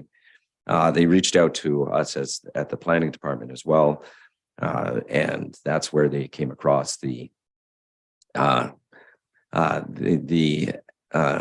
exceeding of expectations with regards to our forecasts in the official plan, and identified that as something that actually is needed for the development charges study to carry on. And so they put that proposal together. And because of the need for the growth projections, the actual development charges study has been placed on hold. Again, the recommendation for the report is to ask for permission to assign that task to the consultant, and they'll spend the time up until about April and May to fulsomely look at what is changing with what has changed and what is changing with regards to population projections, and then that will be fed back into the development charges study, and that will happen sometime in May, as Peter was saying. So with that, happy to answer any questions. Questions, Councillor Carter? Will the data be granular enough that we'll have it for each of the municipalities? Yes, it will be. Matter of fact, I would imagine, I expect, I'll say it that way, that they'll actually meet with all the area municipalities senior management team to relay the results and to get their ideas. about how to move forward in terms of those projections. Other questions for Mr. Stone? If I may, to Councillor Fury's comments earlier in the presentation about the provincial policy statement, I was remiss to say that I again expect that this provincial government actually to either amend or actually release a new provincial policy statement, most likely within the next 2 years. If you look at the timelines for provincial policy statements, there was one in 2014 and there was one in 2020. And there has been a lot of radical changes as it relates to the Planning Act, to the DC Act. So I expect that we'll have new things to work with. I'm really anticipating that we'll have a lot more flexibility to look at growth and really tailor it to our community. So something to look forward to. Councillor Ryle. Steve, do you see, like, Bill 23 has been like kind of a tough road to hoe, and based on what we saw at Roma, a lot of it is geared towards the larger population areas, and they're the ones that are driving it to happen the way it is, because you just can't do what you need to do. But then again, they're going up 15, 20 stories, and that's kind of fine, and you need all that kind of great and wonderful stuff to happen. And there's populations that are already in there to diverse that stuff. Do you see anything at all that because that doesn't work for us? I mean, heck, if we had something over 4 stories, we'd have a bit of a challenge in some places just getting the fire department to handle it. But having said that, it's going to happen. We're going to start seeing that kind of thing happen. And again, we're going back to the conversation we had over DCs earlier, and that is, do you see any opportunity for us either to get exemptions or a different category from the Torontos and the Ottawas and the Kitcheners? Most definitely. I think where you get those exceptions, you build them into your own made at home policies within your official plan, and it also in your the area municipality zoning bylaws. So there's plenty of opportunities. And as I said, I'm quite excited about what we can create with Bill 23 and Bill 109 in terms of looking at new opportunities for housing, for example, and attracting businesses. Yes. So. Any other questions for Mr. Stone? Could I have a mover and a seconder then to move forward with the study? Councillors Carter and Dayu. Moved by Councillor Carter, seconded by Councillor Dayu. Be it resolved that Haliburton County Council receives for information the January 25th, 2023 planning report, PLN 04-2023, entitled Development Charges Study Update, and that it be resolved that Haliburton County Council authorize the undertaking of the comprehensive review growth forecast analysis as per attachment 1. All in favor? That's carried. Next is your planning department update. Thank you, Madam Warden, to the rest of council. The only thing I will point out is really the first thing that's in the report, which is the, I'll point out 2 things. The first one is what's happening in the planning office. So we have a very interesting file that Dysart Council approved last year, and that's OPA 1 to their official plan. And it is a mixed use development with commercial as well as housing proposed in it. And we've deemed it complete. We did that just before Christmas, and we've had a 30-day comment window for agencies and to the public to provide comments to, and that window is closed now, and what we anticipate is bringing that forward to County Council for their consideration, the comments that we received in February. Now, I will point out that the statutory public meeting was held at Dysart. That was done last fall, and so what County Council is actually doing is just considering a staff report. It's not it doesn't involve an official plan amendment to the county official plan, so we don't have to host a statutory public meeting. I know there's been a lot of talk out in the community about another public meeting. And I would just want to stress to county council that statutory public meeting under the Planning Act was held by Dicer. Thank you. And. go Oh, ahead. sorry, I forgot my second point. The other exciting thing that was that we have lined up for February, so it's going to be another full council meeting in February. We're anticipating that our consultants that are looking after the floodplain mapping project to come in and make a presentation on their successes and show off a bit on some of the modeling that they've been doing and some of the mapping that you can expect. They're also going to discuss their work plan for the summer, and towards the end of the summer, they'll actually be gearing up for public information sessions. So that's something that council can look forward to next month. So thank you. Thank you. We look forward to that. Could I have a mover and a seconder to receive the planning department update? Councilors Carter and Fury. Moved by Councillor Carter, seconded by Councillor Fury. Be it resolved that Haliburton County Council received the January 25th, 2023 planning report, PLN 09-2023, entitled Planning Department Update for Information. All in favor? That's carried. The next is the annual appointment of our weed inspector. Yes, thank you, Madam Warden, to the rest of council. So it's a routine annual appointment. So our forester actually is a triple hatter. I think he does weed control as well. So we just need your permission to have him carry on those services for council. Any questions on that item? It's not the good stuff. Yeah. Could I have a mover and a seconder then to appoint the weed inspector? Councillor Shell, Councillor Fury. Moved by Councillor Shell, seconded by Councillor Fury. Be it resolved that Haliburton County Council appoint James Rogers to be the County of Haliburton Weed Inspector for the 2023 calendar year, and that the necessary bylaw be presented to Haliburton County Council for approval. All in favor? That's carried. The next item is a path forward for Lake Health.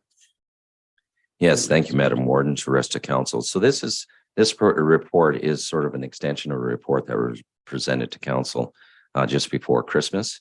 The report before Christmas was really focusing on the possibility.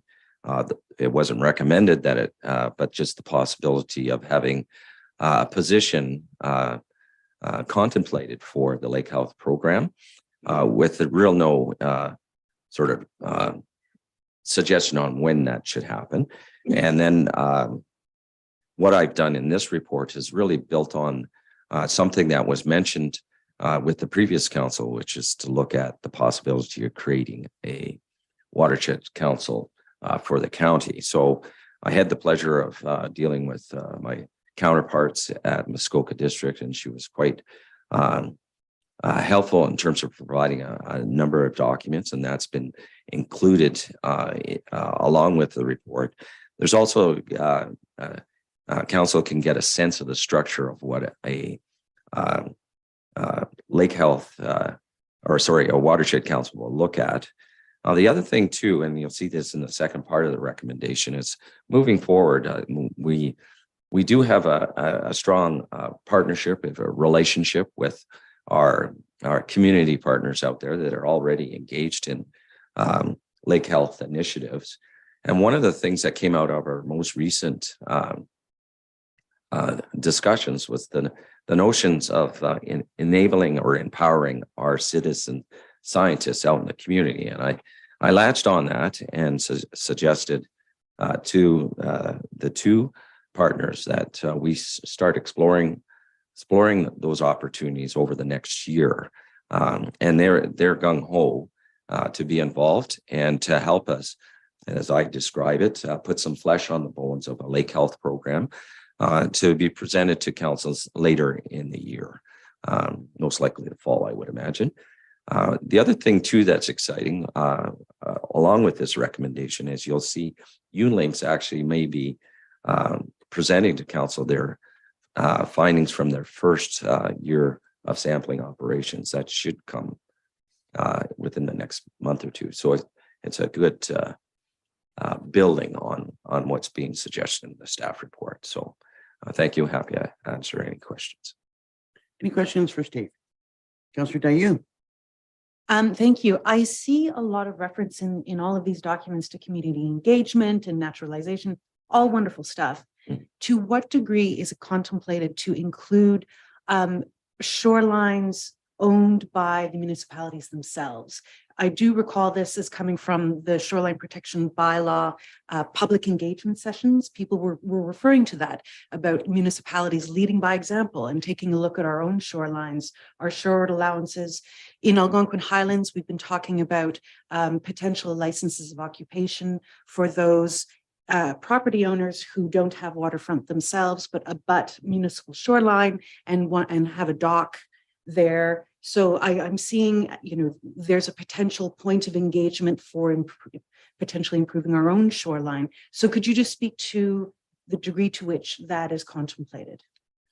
Well, one of the things that has been going on is the Lake Health Program, for example, and they actually have developed an assessment tool, if you want to call it that, to help property owners assess how they're doing. And I think if this council sees fit in the future to sort of promote this program, one of the things would be extension work, that if there was a position available, they would be the resource to help local or area municipalities tackle some of their restoration efforts and be an advisor to that effect. So I can see that happening.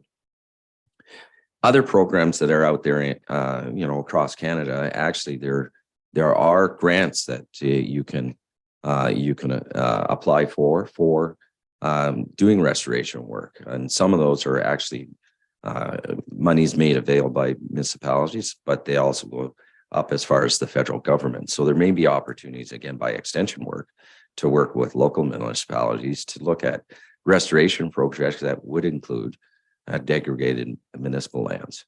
But that's something that certainly, as the Lake Health Program, again, if council sees fit to bring one into the county, that's something that can be fleshed out in the future.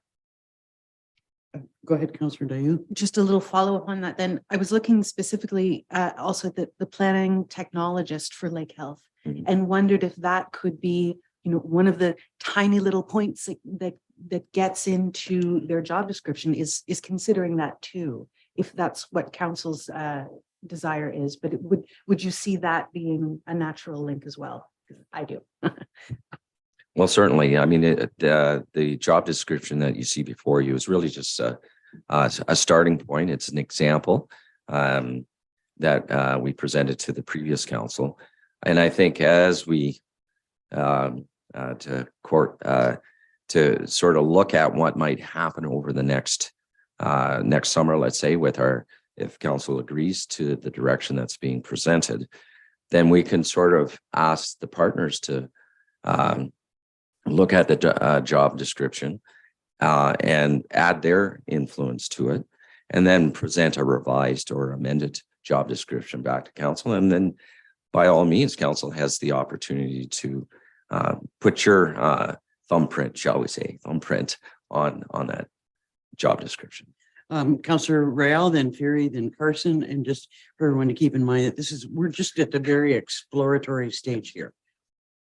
With this, Yeah, I absolutely agree with Councillor Dow, in the sense that on those pieces of municipal or county property that have public access, we need to be showing people how it's done. Mm-hmm. I'm hoping that doesn't get into what we would technically refer to as shoreline allowances, where we technically own the property in front of somebody's house, and we don't end up getting responsible for that, because that would be like an unbelievable scenario that I don't think anybody wants to get into.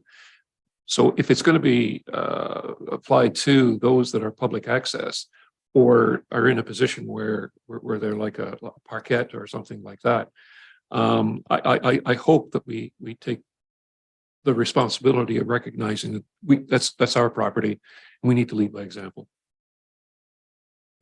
Councillor Fury. think, Madam Warden, you answered this, but this is a budget deliberation then at some point.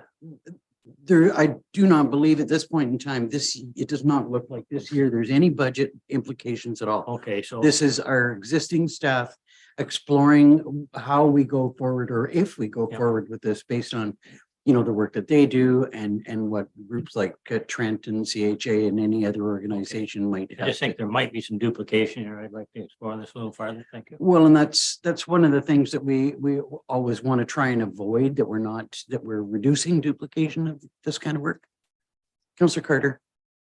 Yeah, I support this completely, and particularly, if there's a position required at some point, we look at it down the road after we learn more about it. But the one thing I wanted to emphasize with the Director of Planning mentioned is this whole notion of citizen scientists. We have to take advantage of the fact that we live in this wonderful area that people want to retire in. So in amongst our retirees, we have retired university professors, retired PhDs, hydrologists. We have all sorts of skills within our retirement community. It's very interesting. These people are professional all their lives, and then as soon as they retire, they become citizen scientists, amateurs.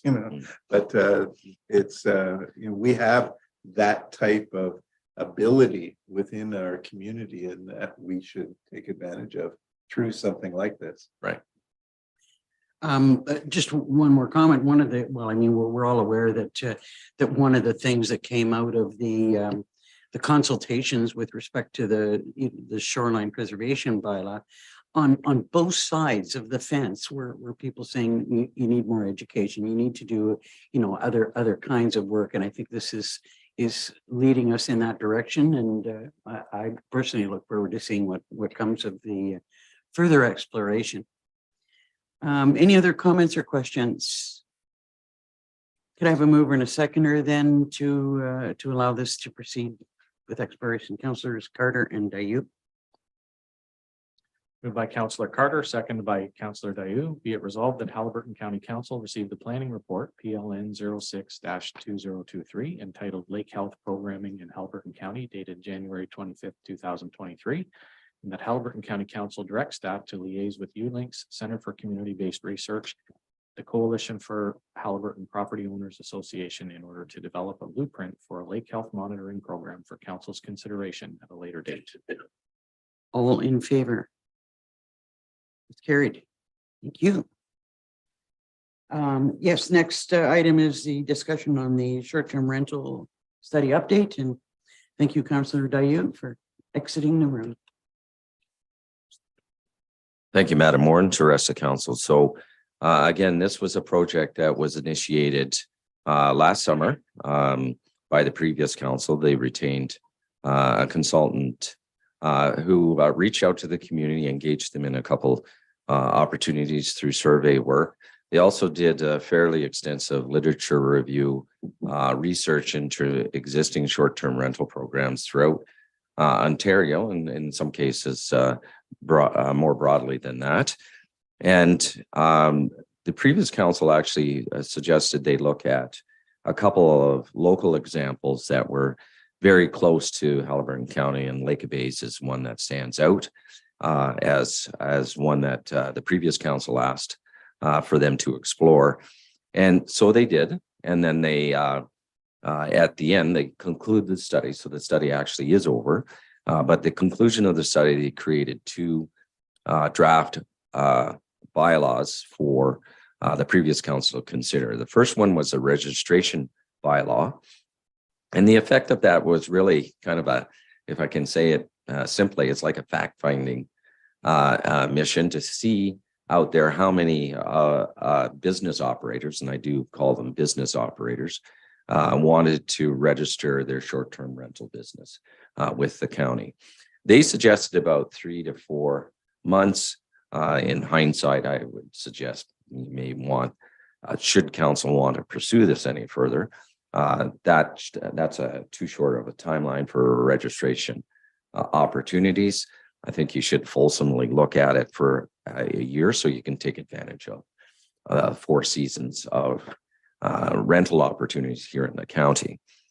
And then that was to transition to a licensing bylaw that would, after 4 months or after a year, it would be the permanent bylaw that would govern short-term rental operators here in the county.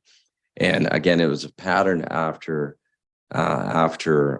Lake Base, but there was a number of things that the previous council asked for them to look at, and they've been summarized here in the report. So looking back, looking into the report, a few things that are pretty obvious. If you have a short-term rental bylaw system, you certainly have to have a lot of consistency with the area municipalities. There's even a suggestion in here from the consultant that the area municipalities would have to develop a definition for short-term rentals and have that put into their zoning bylaws. So there's extra processes beyond, approving a licensing bylaw that would require the area municipalities to get involved. And I will say, from my own experience at Seguin, trying to develop a definition for a zoning bylaw and have it approved by council and then approved by the Ontario Lands Tribunals is certainly a challenge, but that's something that would have to happen in concert with the base as it was recommended by the consultant. So the other things too that would involve area municipalities, for example, if you're the license, you'd have to, the operator would have to demonstrate that their septic system is fine, that they have enough smoke detectors, their buildings up to code, and so on and so forth. That all would involve area municipal staff support. And I'll just leave it at that. That too would just further complicates this licensing bylaw. But it is, it's not uncommon in Ontario to have these in place. It's just, I think the one I'm most familiar is Blue Mountain. And they've had 10 or so years experience with it. They've gone through two amendments to that, and it's effective, but it does take a lot of time to get it up and running and to enforce it in the end. So thank you. Happy to answer any questions. So we have a number of decisions that would need to be made, with respect to options, but we'll go to questions first. Councillor Fury. Well, I think I'd like to go back to the last county council and Mayor Moffat. She made a point that there are 3 or 4 or 5 things that annoy people who rent cottages to their neighbors, I'm saying. I think we should deal with those. Actually, I don't think it's rocket science. I think Lake and Bays has pretty good bylaw. But I can definitely see the advantage of us as a county council developing a common theme that goes back to the municipalities. But as far as how we're going to implement the bylaw, municipalities are already doing this. Why in the world would we want to do it from the county when we've got our feet on the ground right in the municipality, and we're checking the number of bedrooms, we're checking the sewage system, the building inspectors are in the area. Otherwise, it just doesn't make any sense to do it in the county the size of Haliburton, but it does make sense so that I generally know that here's what I have to do to get a short-term rental license or regulation. And then that's consistent through the county. And I think the municipalities will all adopt that if we can agree on those things. So that's my say. I got that one. Sorry, I got a little bit of a mixed message from you there. Because of what I heard from you at the first was we don't need to do this. No, we did that. Okay. We care about our lakes, sewage, what's going in, and we've got 2-bedroom cottages sleeping 14. Yeah. No, and 7 and 8 cars in the parking lot and dogs running all over the place. Like, those are the things that need to go in this bylaw. And let's keep it as simple and enforceable as we can. And nobody's going to go out, we're not going to hire enough bylaw officers, quite frankly, at the county to go to Canisius Lake at 11 o'clock at night because somebody's letting off fireworks. They're not going to go. And why would you risk? You could get shot. So we don't, I think what we need to do is give the license out. If you don't have somebody there within an hour, and that's part of the license that deals with it, then you lose the demerit point, and you lose 2 of them, you've lost your ability to rent for 2 or 3 years. I mean, there's all kinds of things that we can agree to here and then implement them at the lower tier. And I think we'll all buy into it. My concern with this is the impact that the short-term rentals and the increasing number of short-term rentals, and I accept that they are part of our economy, but the impact that they're having on our housing stock is just horrendous. And I mean, personally, I think that this is actually for the bylaw for short-term rentals needs to be at the upper tier. And all the rest of it can be managed at the lower level because it is already being done. Councillor Carter. Yeah, in some ways it would be nice to have, one place to run all this, but it's probably impossible to do. I agree with Mayor Ferry that we have to. The ideal situation would be for us to agree to a set of rules and regulations, and then we adopt them in each one of our municipalities. I think that a couple of things that came up through Roma, I mentioned be able to speak to a couple of other people. One of the things that a couple of people have tried to do this through planning, as the director of planning was just alluding to, and that gives everybody another route to try to fight this. So, we have to be looking at this as a licensing bylaw, right? And in terms of the planning, in a lot of places, they just said, you don't have to change anything. Like if you have a residence, this is now one of the things that you can do in your residence is have a short-term rental. And they limited it other ways, but they tried to keep it away from doing anything with planning and having this go to the tribunal. The other thing that was interesting, and a number of people, including now Blue Mountain, who just finished doing an update and now they're looking at this, is they decided on the maximum number that they were going to allow. Now, there was a people that they tried to say you could only have so many within a certain distance. I think that has been overruled by some court cases. And so a number of municipalities have said, we're going to have a maximum number of units. Now, one place where they put it in, they said that they grandfathered. So if you were renting today, you could get a license. So they decided that the maximum number was going to be 300. I mean, it was a bit arbitrary, but they got everybody together and they said it's going to be 300. Now, when they went out and said, okay, everybody has to get a license by November 1st, and you have to prove to us that you were using it as a short-term rental before that, or you plan to, and they got 450. So they went, okay, we're grandfathering it. So they have 450.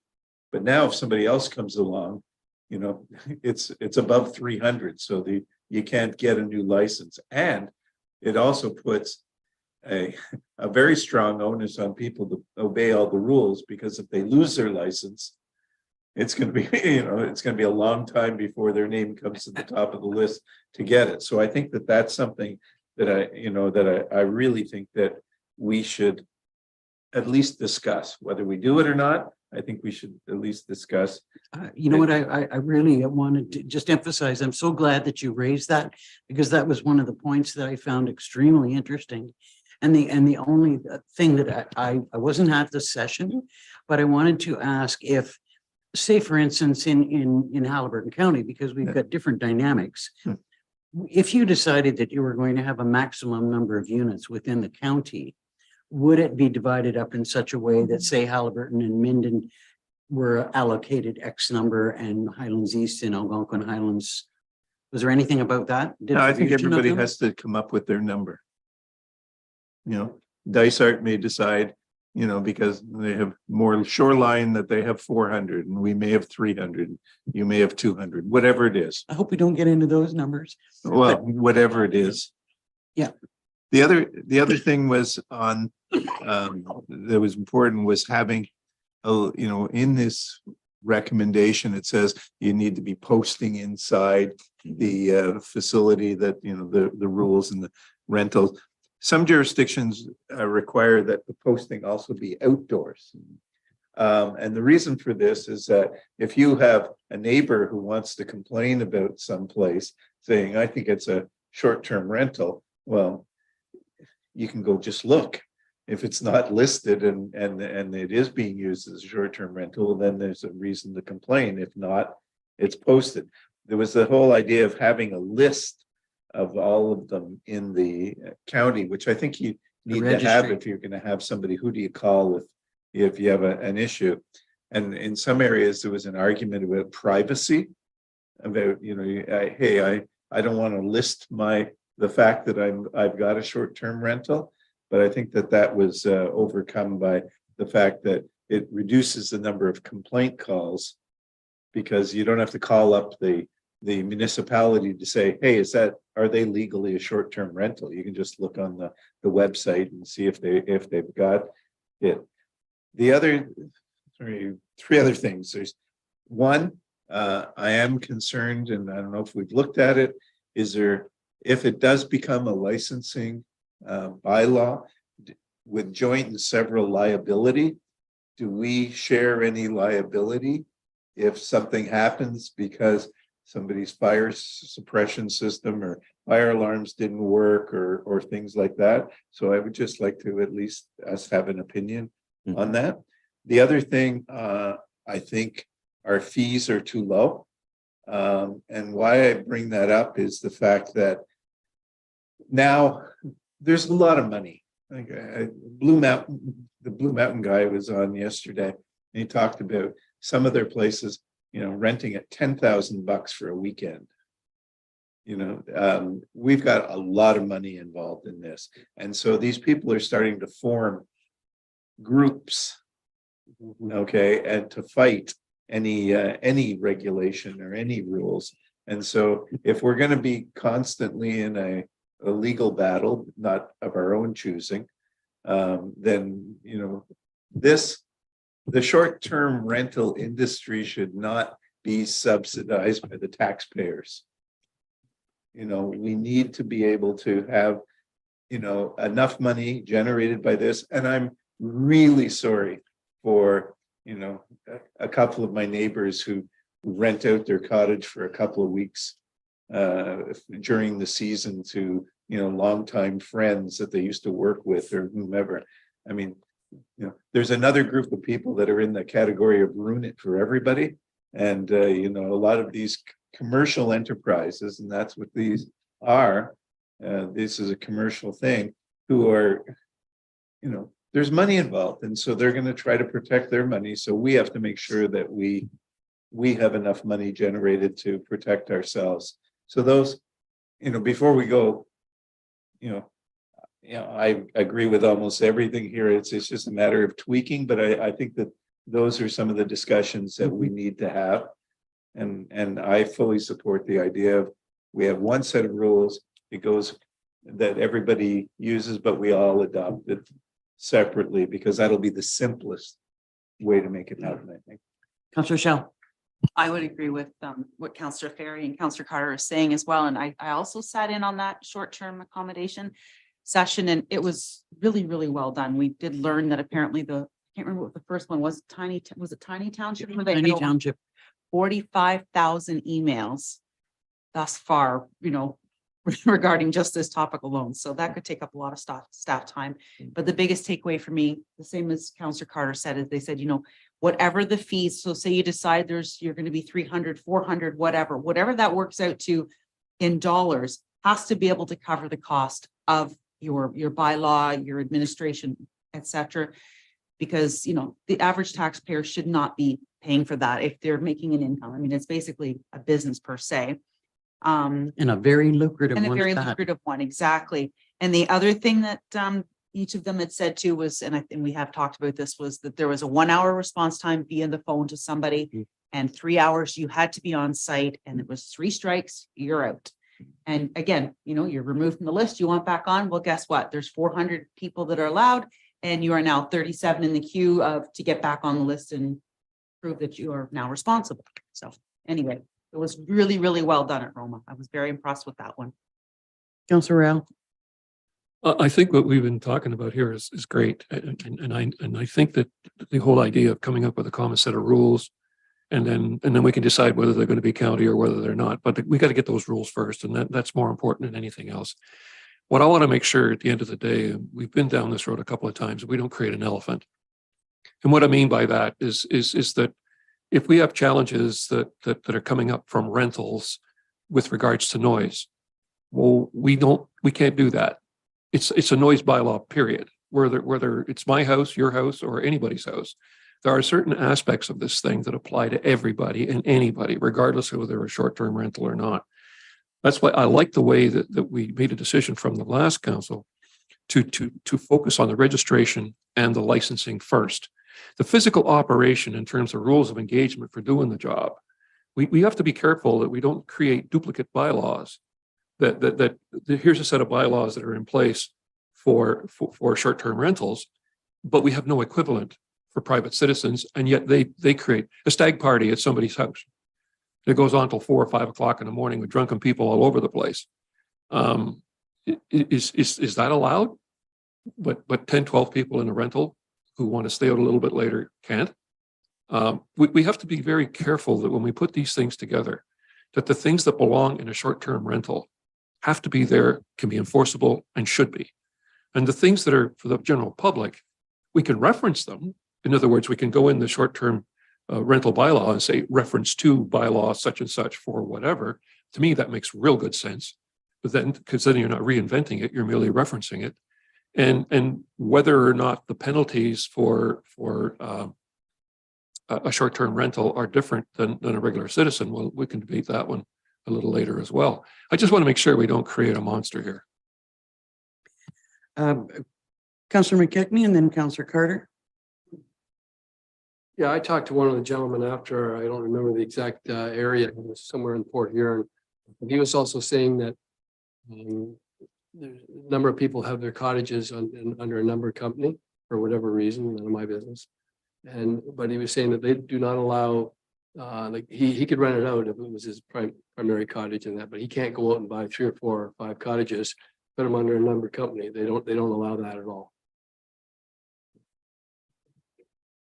Councillor Carter. Just to Councillor Royale, you know, I don't think anything in here is creating new bylaws that are, you know, that are different from what we have in terms of noise. What we have in here is saying, we've had a noise complaint. You, as the owner of that cottage, were responsible for having somebody respond to that. And because you didn't, you know, that's where you can get a demerit point or not. Whether or not there is noise is noise. Okay, or, you know, fires that are not allowed, or, you know, are not allowed for everybody. And so, you know, I don't think we're doing that, and I think that that's important. And just adding to Deputy Mayor, I'm stuck on Councillor Shell said comment about the 45,000 emails. That was before the replies and the copies. When they did the replies and the copies, it was 100,000. So, you know, just for all staff here, just, you know. I think that's all the more reason that this should be dealt with at the local level.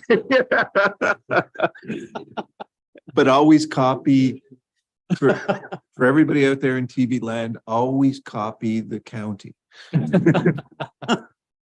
So one of the points that was raised in the report was the length of time that we're considering for the registration aspect of this. And I agree, 3 months is not enough time. I think we would need at least 6 months for the registration period. So that's one of the things that we need to decide on. I don't know if there's any thoughts there. Councillor Carter?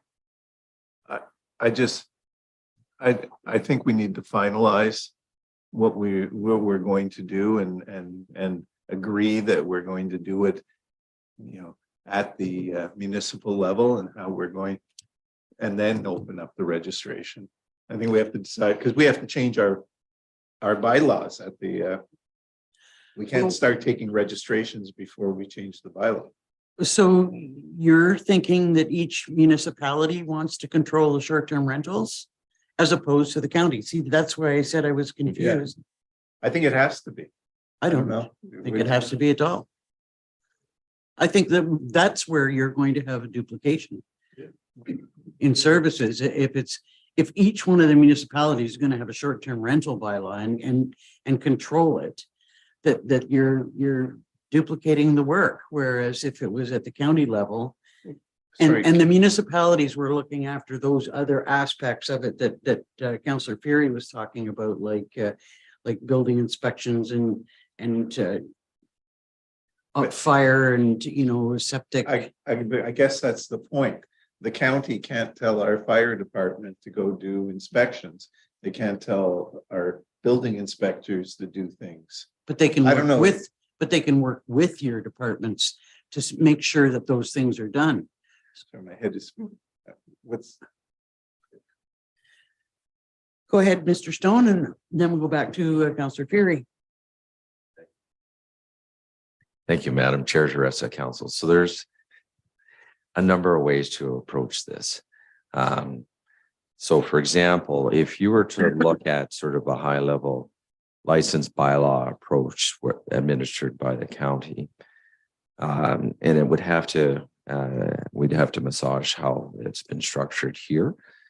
But one way to make it not a staff time burden, but a business operator burden. So for example, here's your application for the license. You need a form from the CBO that says your building is up to code, that you have another form filled out from the fire chief saying you have all your emergency exits noted and you have the right amount of smoke detectors. And here's another, I say forms, but here's another certificate or a piece of paper from your septic hauler. And you've had your tank pumped out within the last year. That's puts all the responsibility on the business operator to get those forms, give them to the county, for example, or the municipality, and then they can get a license and they can operate for how many years that council wants them. So if it's a 3-year license, you have those documents for 3 years. And when you go to renew in 3 years, you have the same type of certificates or forms filled out. So you could do it that way, and it becomes, shall I say, a business license user responsibility. Now, at the local level, you could actually have fee for service for that. So it's not uncommon for somebody like the lawyers, for example, to ask for a certificate of zoning or building compliance as part of a purchase, transfer of lands, right? And so I don't know what the fee is now, but back at Seguin, it was $75. So you could actually at the local level administer those types of certificates or forms as part of a county administered bylaw, but it becomes a user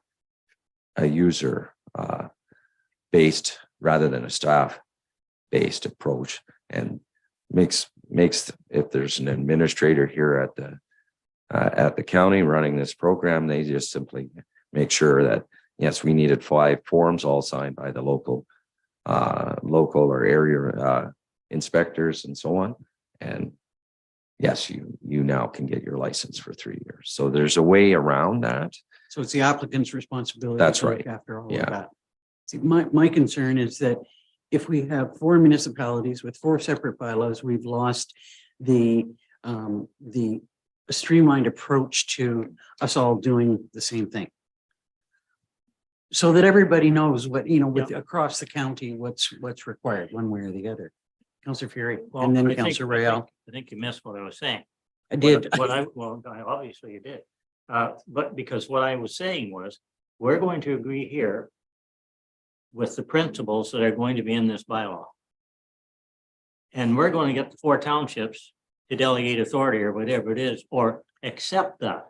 Hopefully we can do that. I think we can. I know we can. So if you do, and we send that bylaw that we originated here, or whatever the licenses are, whatever, it's the same in Algonquin Highlands, it's the same in Highlands East, same in Minden Hills, same in Dyser. But they're the ones that are gonna do the inspections, and they're the ones that are going to enforce the bylaw because they got the bylaw people. So I don't know why that won't work. I mean, I'm telling you, I think this is the most important thing this council is doing right now, I do too. because you're talking about lake pollution. This is what's causing it, a lot of it. Certainly contributing to it. Councillor Royale. I kind of agree with that. I'd like a little bit more information, but in generally, I agree with what you're saying. What I'd like to see is a countywide registration program, licensing program. Because if I'm a person and I own 4 in your county, 6 in yours, 5 in yours, I can just now decide which ones are going to be enforcing more than the other, and I can kind of play the one against the other. But if I get a demerit point for something I've done stupid in Minden Hills, and it's going to affect me in Highlands East because I'm a corporation that's running a business, I'm going to have a whole lot more different approach to it. And I think that's the group of people that we're trying to deal with. We're not trying to deal with a poor fellow that's trying to just rent a couple of cottages to his buddy once or twice a year. We're looking at the ones that are making major challenges and creating a lot of problems to who we are. So I have no problem with the enforcement and the actual compliance of the operation within the individual municipalities. But I think the whole concept of registration should be countywide so that we know who's who in the zoo when it comes to the larger corporations. Because if I've got somebody next door that's having a rental, I doubt very much if he's going to have one in Minden Hills. But if I have a numbered company that's got 8 of them here, he could have 6 here. That's what I'm saying. So both licensing and registration at the county. I wonder what council's thoughts are on the suggestion that Councillor Carter had about a cap on the number of short-term rentals across the county. Yeah, absolutely. I think one of the things that we're missing here is that we have no idea how many we have right now. And that's a huge thing. Like, we arbitrarily set a cap at 500 and we've got 2,000 out there. And the number could be huge. So that's where the registration part comes in. We could determine maybe after we see the results of the registration, whether or not we need to put a cap on it. I think that we'd have to say that we are going to put a cap on it. So make sure anybody who applies by November 1st, whatever date it is, will get in. If you applying after November 1st, maybe put you into the mandate that has a cap. Councillor McKechnie, then Councillor Fury.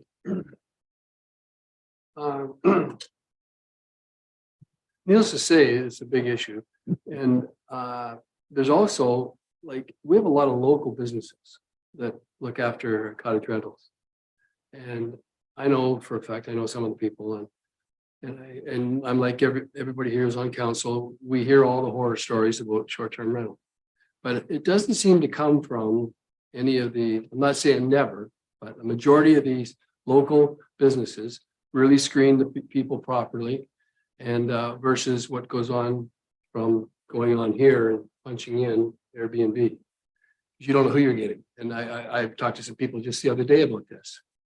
And that's what they were saying to me. They were saying, well, we just don't let anybody come into our cottage. We do a whole check versus, I mean, I could tell you horror stories on Eagle and Moose Lake.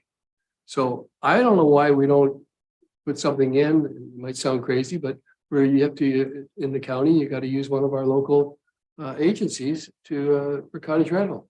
But that might be too restrictive, I guess, to the whole world. But I know one thing, we'd know who the heck was going to be in the county because these people would be checking them out. Because we're versus, as far as I'm concerned, the people running Airbnb, they have no idea who's coming to your cottage or to my. I'm more concerned is who's going to be in beside me. I mean, so that's. You know, that's a good point. I take your point about how there would be better control over what's going on.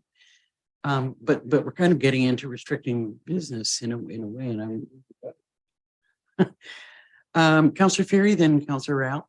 I don't know how we're going to communicate to 10,000 waterfront property owners and maybe 4,000 or 5,000 residences what to register. Well, yeah, but that's local again. It'd be a letter go with the local tax bill. It wouldn't come from the county. But they County bill. Yeah. They get the tax bill. They do, but who says I get my tax bill? Who tells me that I should register with the county? Well, there's a number of ways I think that we can communicate Well, that. we did that with the shoreline, and I'm sorry, there's a lot of people that still don't know of anything about the shoreline that I taught. So you can do whatever you want, but to me, the township has to do it, and they have to send out a notice. And maybe the better way to do it is put some rules in place about what you require, and then see what feedback is. Because I don't think you're ever going to be able to do that, and I don't think this thing needs to be stalled for another year or two. This is important if we care about the lakes. Well, I mean, there's got to be a period for registration, and there's got to be a method determined for the best way to communicate that. That's for sure. And I think it was 3 to 4 months that JL Richards was recommending. I definitely think we need longer than that, but not a lot longer. But I'm looking for thoughts on that from council. Councilor Real. To kind of build a little bit on what Councillor McKechnie said. We talked about the owner of the property, which is good, and I got no problem with that. That makes perfect sense. But then you have people that their basic claim to fame is that they will manage the rental of your cottage for you. Okay. And so at the end of the day, what responsibility do they take on? From what I'm hearing, none. So why should they get away? Now, all of a sudden, the Airbnbs who are now doing it globally across North America, if they've got some bad actors in their crew, they're going to start paying the price too. Now, how we do that, I have no idea. But my point is that at the end of the day, when you get into these larger people, and I think that would make our locals a lot better because they're much more cognizant of what's going on and be able to do that. Whereas, and I'm not trying to pick on Airbnb, by the way, they just happen to be one of the biggest ones. But they don't seem to have any accountability. Nothing's transferred to them. They just rent, collect money, and that's it. So I do not know if that would be practical or even possible, but it might be a way to stop some of what Councillor McKechnie was talking about. Councillor Carter. I think we have to leave the onus onto the owners. You know, if the owners are the ones who are going to suffer the consequences of whatever's happening, they won't go to Airbnb, they'll go to the local guy. We're not going to, we don't have the resources to take on Airbnb or any of those people. So, we're better off, as Councillor McKechnie mentioned before, also the idea is, don't come to us with a numbered company to say that you own this. You need to be putting your name on Individual property. On the individual property to say that you own it, because we would know who we're going after. And that's my argument on how we inform people. They own the property, they'll get the tax bill. It's there. There's no excuse, if we publicize this, that I didn't know I needed to register, and we're going to get a certain percentage of people who aren't gonna register. I think Blue Mountain that's been doing it. Can't remember what year they said now. It's over 2002. over 10 years. Yeah, they still feel that they've got a few hundred that they haven't been able to track down yet. Pin down. I mean, you're gonna have this constantly, so. That brings another point to my mind, the question of when we're talking about the onus should be on the owner.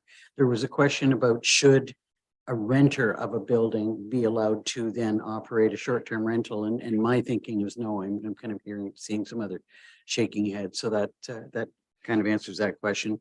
The other question that I had is whether what we think about the idea that there should be a cap on the amount of time that somebody can rent the property out.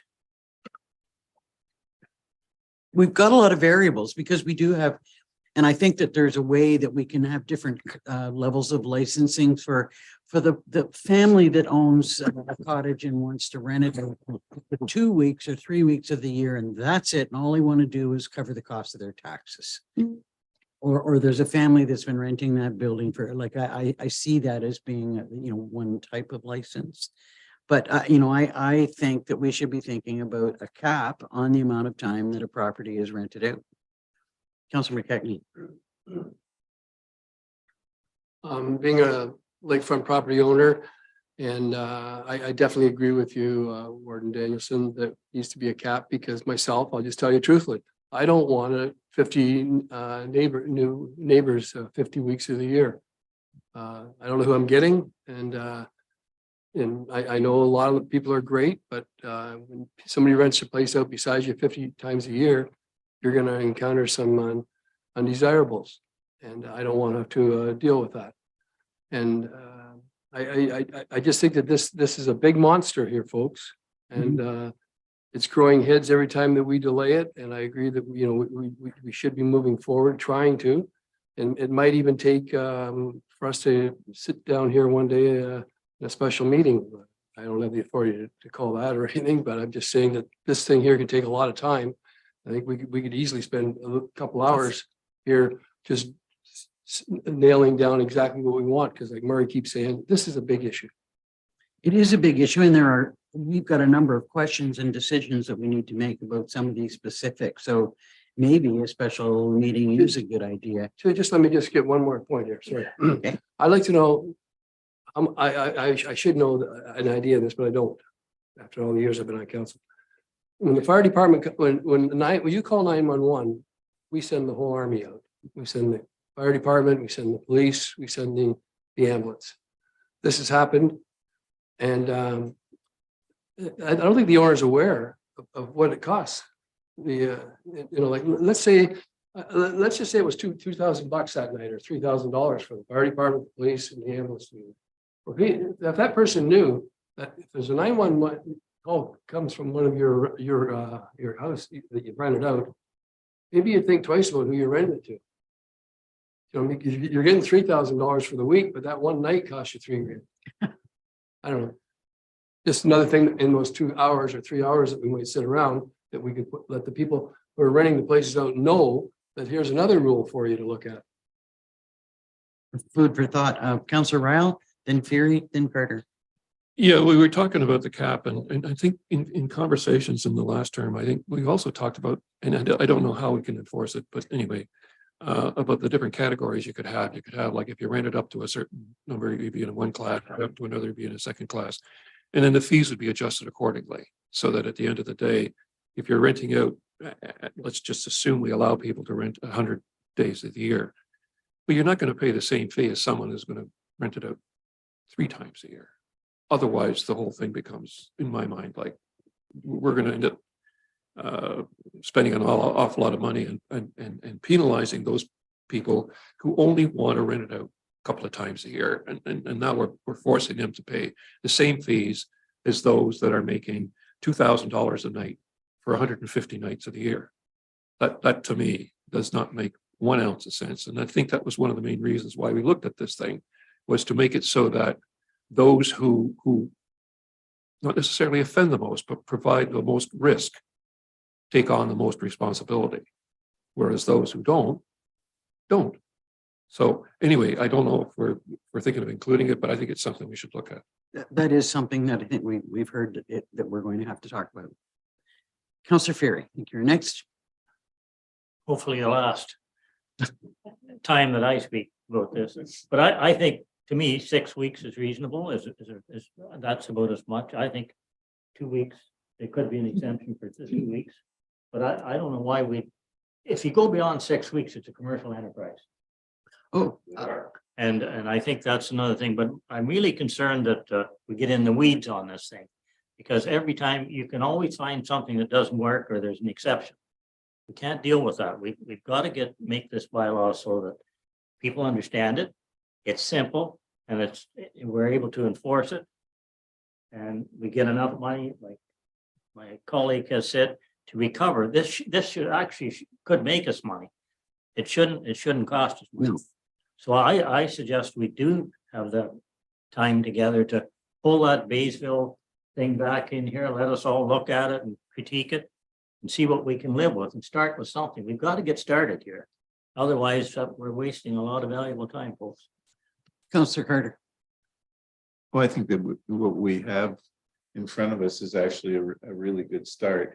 Yeah. I'm concerned on a couple of things. One thing I'll add that we haven't talked about at all that is associated with this is this accommodation tax. Because don't forget, you'll get, somebody who rents it out more will pay more in accommodation taxes than somebody who rents it out less. So that may go a bit of the way. And I don't want to start talking about that one right now. I'm sure Mr. Stone will bring that up shortly. The thing on the limiting the number of days, I think that some people have done that. And I would love to have it, but again, somebody who's just spent $1 million on a cottage that they plan on making some money renting it out, and we limit them to 6 weeks. We can see the lawyer's letter right now. I wouldn't suggest that there'd be, I thought, and here's where, our minds are all working in different directions, that you were suggesting that if it's 6 weeks or less, that it would be different kind of license, or as opposed to whatever it is. I mean, I think we've got to look at Yeah, no, I know it's not our problem. But our problem is the lawsuit. We have to if we do this, we need some advice on how that should top of the list, how that should work. What our liability and I is. don't mind having a special meeting or having Mr. Stone come back with something that, where he can coalesce all the thoughts that he's heard today and weave it into a fabric of a. I believe that a special meeting is probably the answer. That, rather than us talking about it in bits and pieces at different county council meetings or committee of the whole meetings, that we sit down and we hash out and come to an agreement in a day, and we can, start to move forward with it. Just add one thing to the special meeting.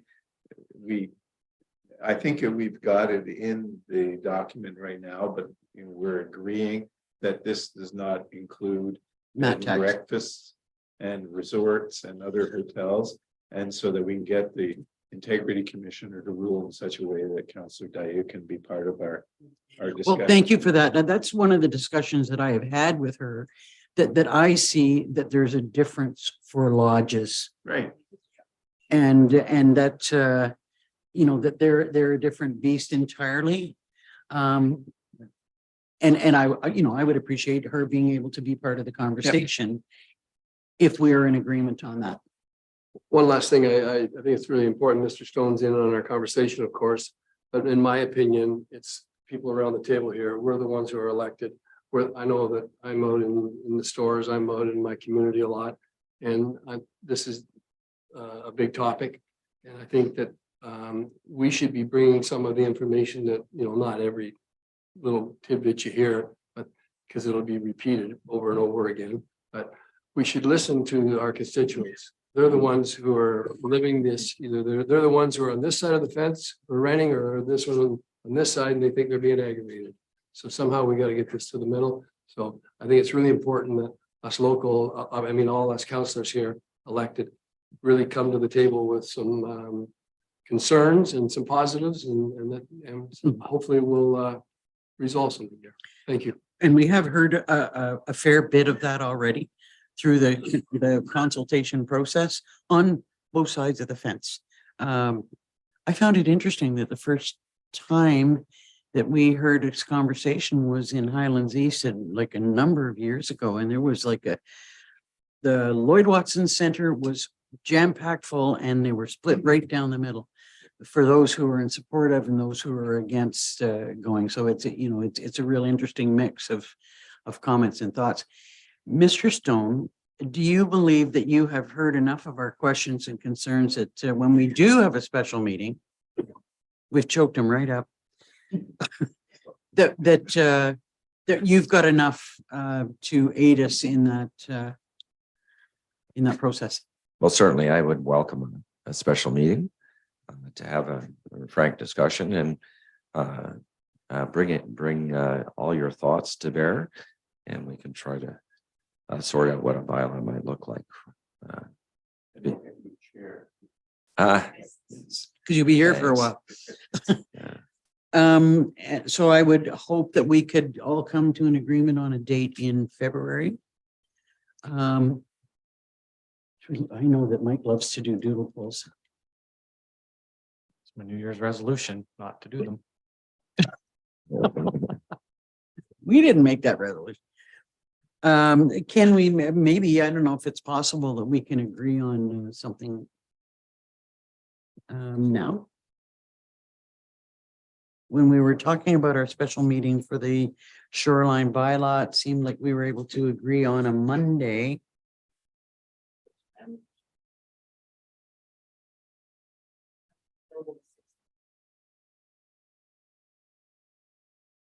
How's everybody for the 27th? That sounds like a good target. And if Mr. Stone's going to be here, it'll be perfect. That gives you some time. And I'd welcome members of council if they have some particular thoughts to send them to me, or the door's always open. You can have a sit down chat with me as well on this topic. Will that work for you? Absolutely. I've drafted a resolution. I'm not sure. I've included one thing that I'm not sure that there's an agreement on yet, but if I could just read it.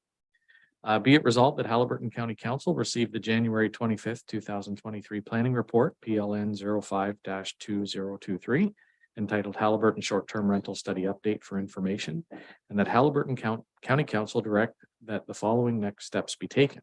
A report be prepared to support a county council discussion that would result in a final draft bylaw, which could be forwarded to the local municipalities for consideration, and that staff be directed to solicit an opinion from the county's insurer to determine the municipality's exposure to liability claims. Sounds reasonable. Could I have a mover and a second to that? Councillors Carter and Shell. All in favor? That's carried. Thank you.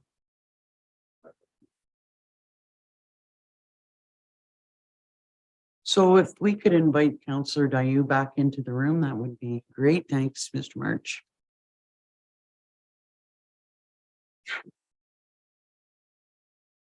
So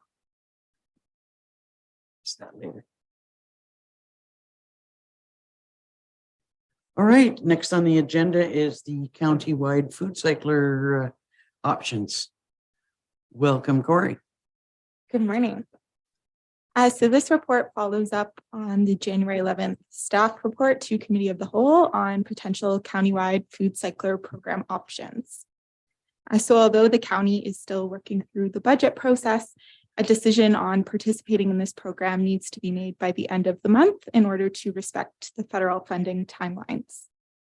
So this second report aims to address questions and concerns that were raised at the Committee of the Whole meeting. The first question was whether this is the right place for such a program. To that, I would say waste management is a service that's provided by our local municipalities. It's a service that produces a lot of greenhouse gas emissions and costs a lot of money. So this program would result both in significantly reduced greenhouse gas emissions, which help to achieve our climate change goals, as well as significant cost savings. So the program could potentially pay for itself over time due to diverting waste from our landfills.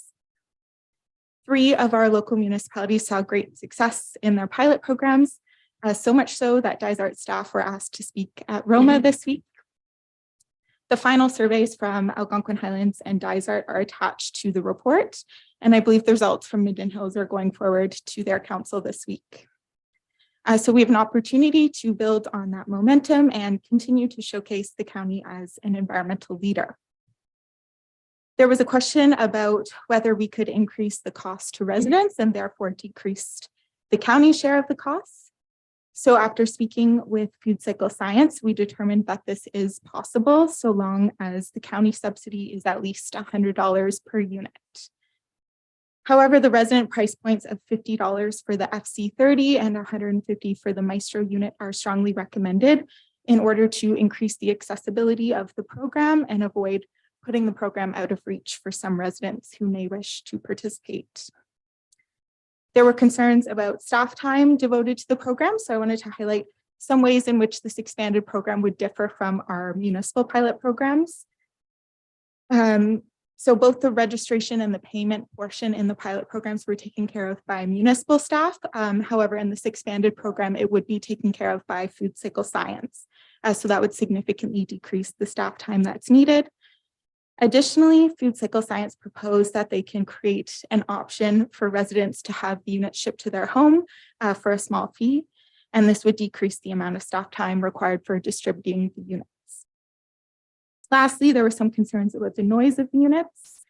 So looking at data from the Algonquin Highlands pilot program, 11% of residents experienced noise issues from the units. So while the units do make some noise, the majority, or about 90% of residents, weren't bothered by it.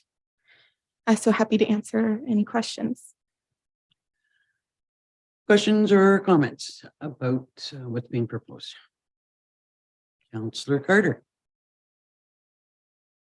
So I'll have to admit I've gone both ways on this in terms of particularly the impact on the budget. But at Roma this week, I did speak to our friends from Food Cycler, and this is tax dollars at work, and the federal government is giving. They won a competition to get this type of a funding. They're still, even their new model, they're going to sell to through Vitamix and a couple of other appliance companies. Vitamix is going to sell it at $800. And what's our number?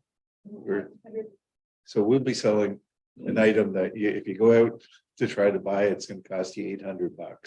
And the way the program is, it has to be set up, you get it for $150, which just heard a story recently of another municipality where they had their list of what roads they were going to pave, and there was this one section of road that went to towards a very nice development, and they said, well, it's a dirt road, we're not changing it, it's gravel, we don't have the money to do it. And the settlement came and said, well, how about if we pay for half?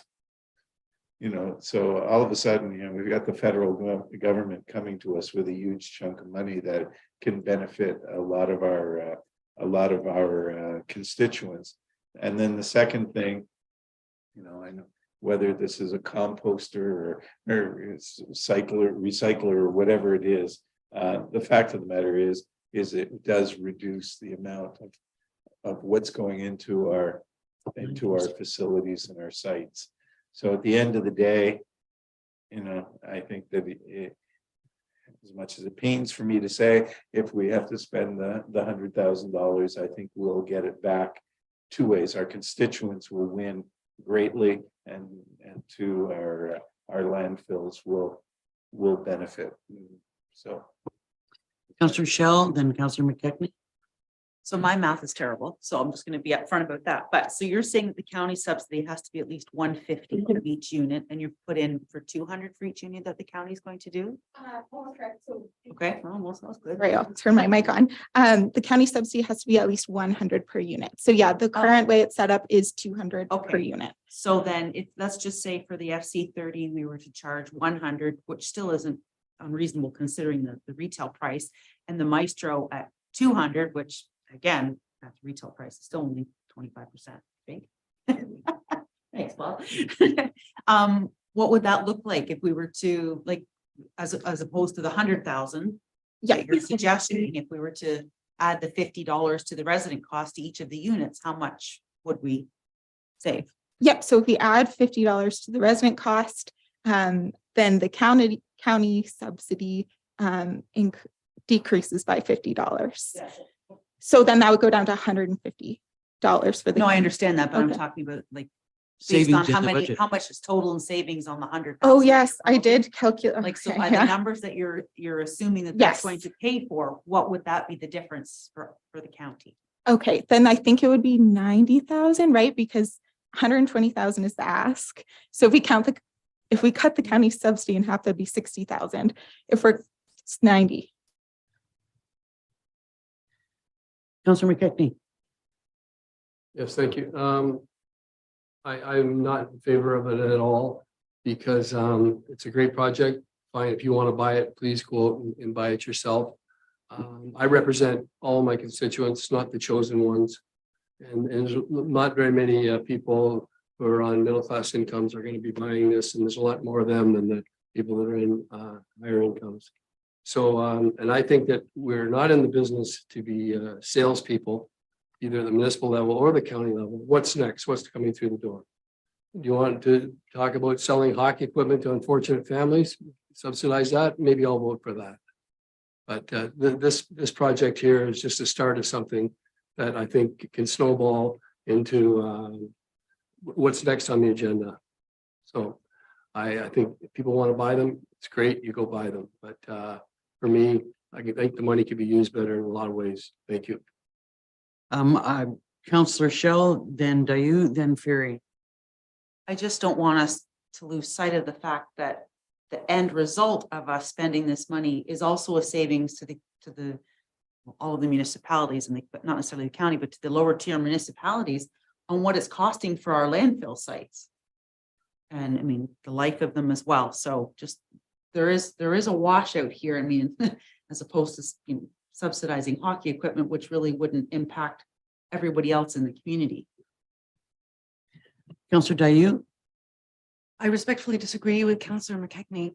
I think waste management and waste diversion is a behemoth of municipal services that we're frankly not talking about enough, given what's ahead. In order to establish a new landfill, we're looking at a budget that is beyond our reckoning. We don't even have that in mind. So this is a low hanging fruit moment in a sector where there are precious few low hanging fruit moments and a huge challenge up ahead. And so for that reason, I understand your analogy, but I don't think that hockey equipment would fit into the sorts of services that we would ever contemplate doing. Whereas waste diversion and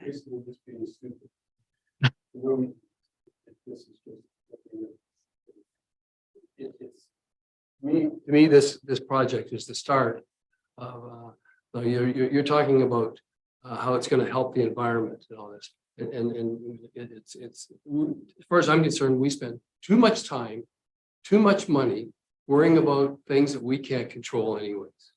This is a way bigger picture than selling 500 of these things than what's going on in the world in regard to the environment. The amount of money that's being spent on climate change and environmental fear mongering. I care about the environment. Don't tell me I don't. But I don't get up in the morning and worry that there's emissions in the air or whatever. To me, this has got to stop. And at least in my mind, it's got to stop us worrying about this. We spend so much time worrying about the environment and climate change, and we're all aware of it. But this is just an example, another $120,000. You know how many, like, I think somebody told me it's like close to trillions of dollars it could be end up here, this climate change budget. What's that gonna do in the big picture? What's really going on in the world of pollution in the air? Tell me, what's that going on? Actually, your analogy about hockey equipment is not silly. Because it could be argued in another way, not with respect to this particular argument, but if you looked at the value of recreation and culture and mental health for youth, and you could make that argument in another another discussion. Councillor Fury and then Councillor Rael, and I'm sorry if I've gotten that in reverse, but That's okay. I'll make sure you all get a chance to I speak. just think that I looked at the Vitamix website, these food processors, and they were suggesting two ways to finance. And they were suggesting that the township or the municipalities could charge $150, not 50. So I don't know where you got your information, but that way it wouldn't cost taxpayers anything and would still pass on a tremendous deal to the taxpayers. 300, and if you really wanted to recycle or cared about the environment, surely you'd spend $300. So that's where I'm coming from. I can support that, but I can't support taxpayers putting in a whole lot more than that. There's no reason to do that. That's just you wouldn't do it in your business, and you shouldn't do it here, in my opinion. That's it. Well, we're about to put it to a vote. Good. But what I would like to ask is, given the comment by Councillor Shell about using the two different decrease or changing the amounts of money to 100 and 200 as opposed to 50 and 150, would we be in agreement with that?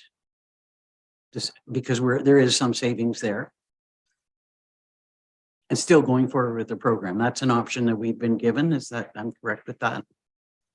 Yes. So if I put the motion forward to approve the program, I'm suggesting that it be done using those figures.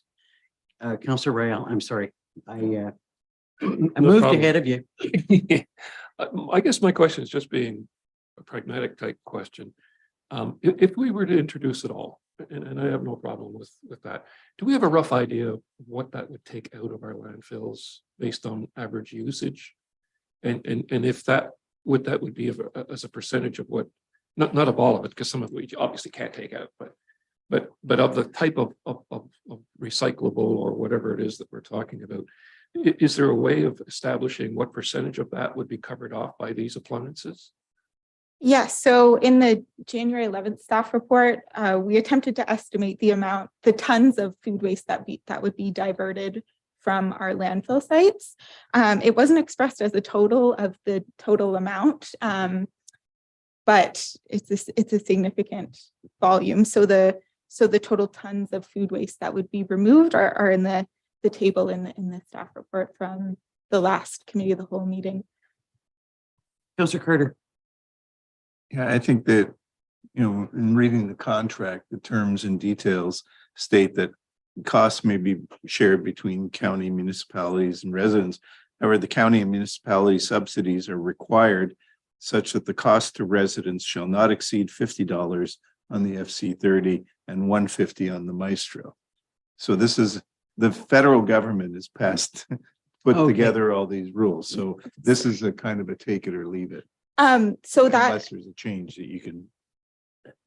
yes, if I may, that was the initial thought with the first staff report that came forward, but after the comments from council, we spoke to Food Cycle Science, and they clarified that the strict requirements is that the county subsidy has to be at least $100. So there's sort of the three options of $100 subsidy, $150 subsidy, or $200 subsidy.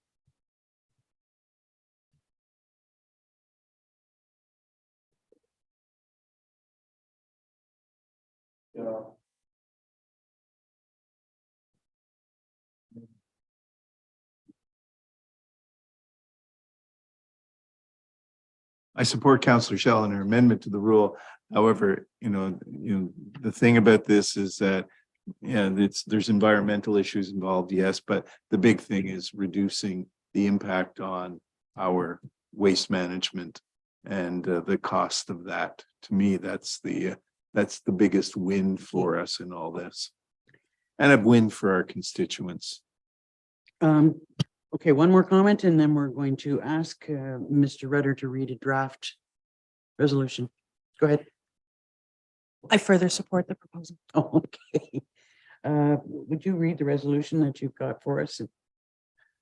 So in this resolution, I have assumed that Councillor Shell and Corey's math is correct. So I've said, be it resolved that Haliburton County Council received the January 25th, 2023 report entitled Countywide Food Cycler Program Options, and that $90,000 be allocated to the 2023 climate change budget and be approved prior to the passage of the 2023 budget for an expanded food cycler program, and that Haliburton County Council authorized the warden and clerk to sign an agreement between the County of Haliburton and Food Cycle Science for option 3 as outlined in the January 11th, 2023 Committee of the Whole report. Before we go to a vote, would you like a recorded vote? Okay. You have a question about the resolution? Yes. So I didn't know we had the option. Go ahead, Corey. If I could, I guess the options have kind of changed with the amendment. So if we could say for, instead of for option blank, for 500 units at a $150 county subsidy, does that then reflect the changes?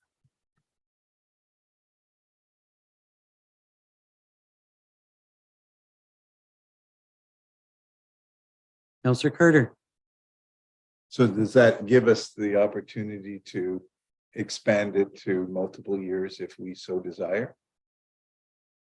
I guess the contract would say just 500 units for next year, but there's another round of Impact Canada funding in the future. So there may be more opportunities in the future, particularly if we move forward and continue to expand on the program. Councillor Rao. So with that amendment, are we still looking at a $90,000 expenditure, or is that going to go up? No, it would be 90,000. I'm sorry. Councillor Carter. I'm Councillor sorry. I, in talking to constituents and so on, the 500 will get eaten up like immediately. And so, I don't like the idea that I would have thought we were going for option 1.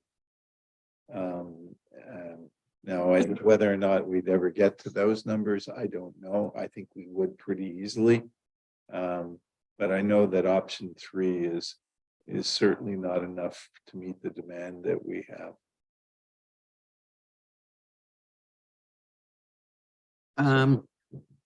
My computer has just died. Any other thoughts about that? Did going beyond the 500 units?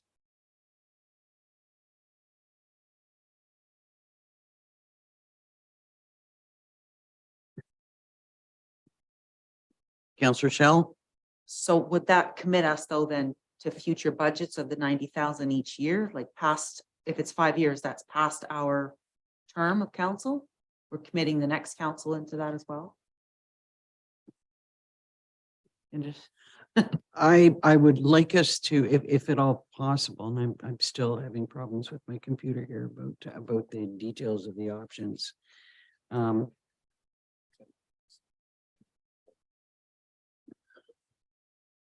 computer keeps dying.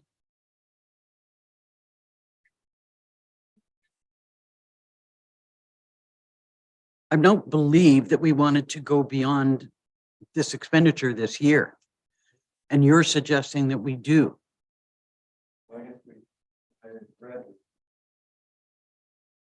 When I read this originally, there were the 3 options. I guess I had thought that we were going to one of the either option 1 or option 2. I guess I probably had more phone calls on this than any other thing that we're doing for whatever reason. And I just feel that I know that we were way overly subscribed in our trial As were we. program. And so I think that unfortunately the 500 units is not enough. And I know all the other complications are associated with it, but I don't want us to be in a situation where we're hoping that some other federal money is available next time, because the difference between what we're charging and what the retail cost of these are is massive. So we're still staying at the same annual cost, but we're, in what you're suggesting, committing ourselves to future budgets, Yeah, which we I can. know. I hate it, but Councillor Real. Yeah, I got to admit that goes down like with about 46 pounds of acid in there that I don't particularly like. Committing to $90,000 to determine if it's going to be a good thing, I can go with that. But committing to $450,000, that is a bigger swallow, and I'm not prepared to go there. So we have a resolution on the floor that I believe is option 3. Councillor Dayu. I'd love to see us commit in principle to the 5 years. I absolutely hear what my fellow councillors are saying. I would like to think that as technology improves, costs will come down. And if we don't sign up for the full 5 now, that this technology might become increasingly attainable as the years go. I certainly see that between the time that Algonquin Highlands did our pilot study to now, already there's been a technological improvement. So whereas I would like to commit to the 5, I'm willing to commit to the 1 in hopes that these opportunities will continue, or technology will make it more attainable. I hear your point about the number of units, Councillor Carter. I'm not sure that I personally am willing to go ahead with a commitment beyond $90,000 at this point in time. Councillor McKechnie. Yeah, I'm definitely not in favor of a 5-year, whatever it is. So. Okay, so we're back to the resolution. Would you read that resolution one more time? You want the preamble or just the? Just give us the good. $90,000 2023 climate change budget will be approved prior to the passage of the 2023 budget for an expanded food sector program, and that Haliburton County authorized the warden and clerk to sign an agreement between the County of Haliburton and Food Cycle Science for 500 units with a $150 per unit county subsidy. Could I have a mover and a seconder for that resolution? Councillor Shell, Councillor Dayu. All in favor?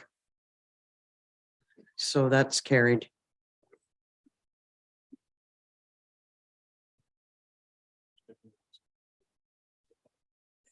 Well, I asked if they wanted to have a recorded vote, and I'll have a recorded vote.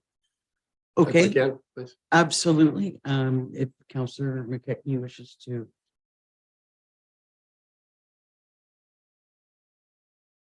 We'll go around. Actually, procedural bylaw says that they need to be in the total random order. So we have a number of prepaid forms, or pre-printed forms with completely random orders. Absolutely, go for it. Councillor Fury. So I don't know. So you're Favor, I'm not against. I'm not voting against, but I'm quiet about it. I'm in favor. Microphone. Yeah, microphone. I think everybody heard me anyway, didn't they? the public can't. Okay. If I don't vote against a subject, then I'm in favor of it. And I don't register an A vote. Okay. Warden Davis. Yay. Councillor Carter. yeah, Councillor Dayu. Yay. Councillor McKechnie. No, Councillor Councilor Burton isn't here. Councilor Ryle. Yeah. Councilor Shell. Yay. That's carried. Thank you. I think we're about to break for lunch.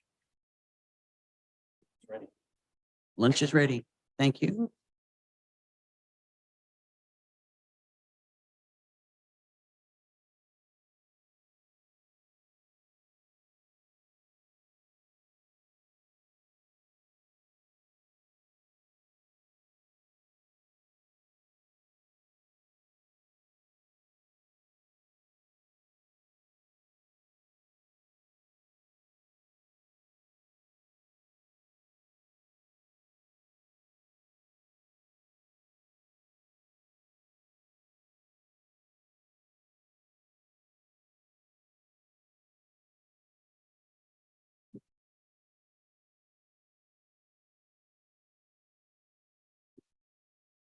Welcome back.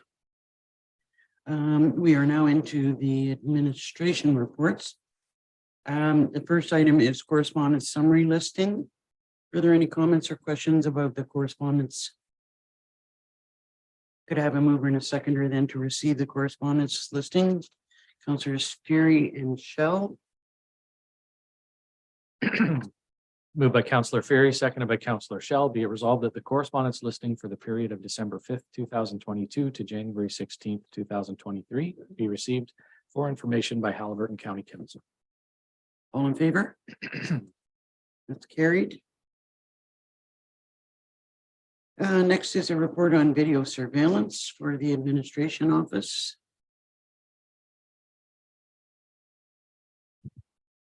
Good afternoon.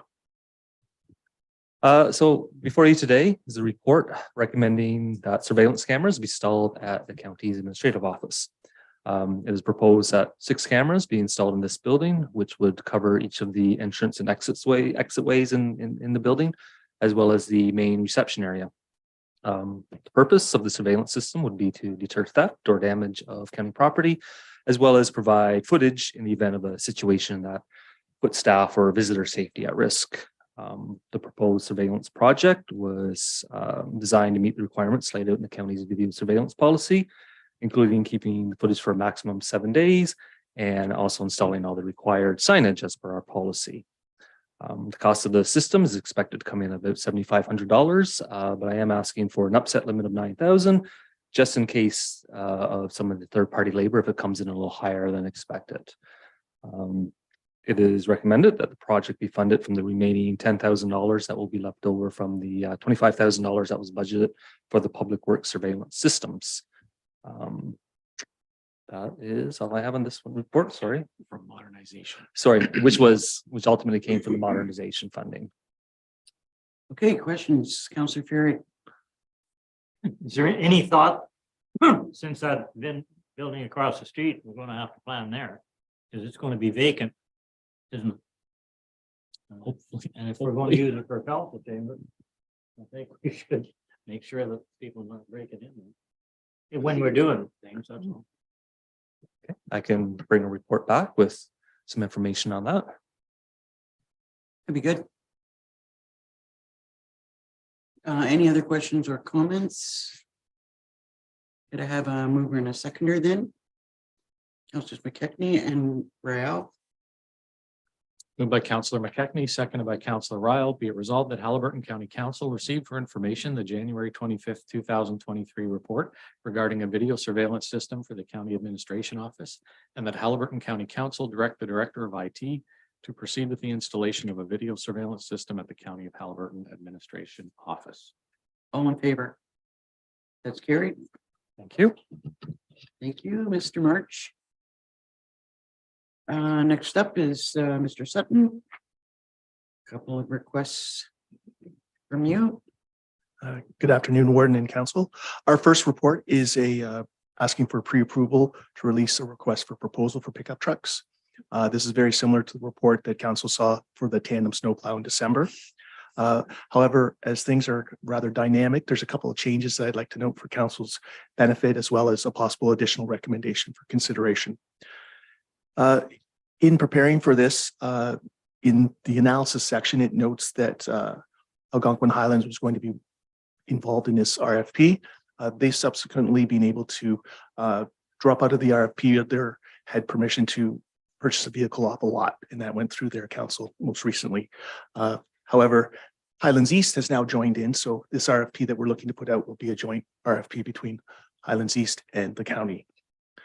Another thing that's happened is, I think Mr. Rudder mentioned during the budget presentation that in addition to some of the vehicles, we did lose a pickup truck. There was an accident with a deer, and the deer and the pickup truck didn't make it. Our employee was fine. So staff have been looking at alternatives on how to deal with the shortage of vehicles, as well as understanding council's desire to be very efficient with our budget requests. As such, we were able to locate a vehicle that will fulfill our needs. We carried over 40,700 from last year for a vehicle that we did an RFP. It came in way over budget, so we deferred it to this year. Again, looking and preparing for this, we did find this vehicle, and we'd like to move forward. Although this is a different process that we've used in the past, Mr. Rudder would like to provide council with a recommendation so that you're aware of it and in agreement with proceeding in that fashion.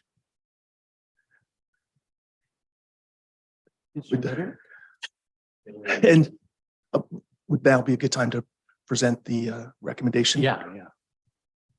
Go ahead. No, actually, if you talk about the detail of the financial details, so.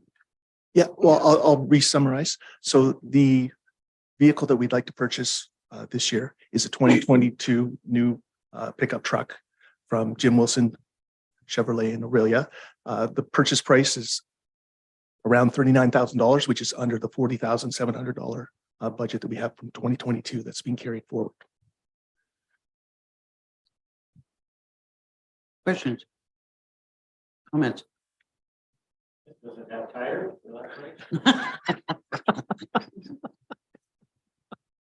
We didn't It's- spec those. We actually feel that we're very lucky. It's the exact same vehicle that we've just recently brought into our fleet. So it's one of those things we were looking around and it was like, oh my goodness, here's something that just appeared. And we know we need to act quickly as there aren't any in the county and there are very few even in the province. We still plan to go ahead with the RFP for the additional trucks. We're making it very flexible so that we can get some options from whoever bids, and we'll come back to council with a report with those results. Sounds good. Any questions, comments? Can I have a mover and a seconder and then to move forward? Councilors Carter and Fury. Can I, the purchase price again? Sorry? 37. Oh, you want the exact price? Upset limit, 38,600.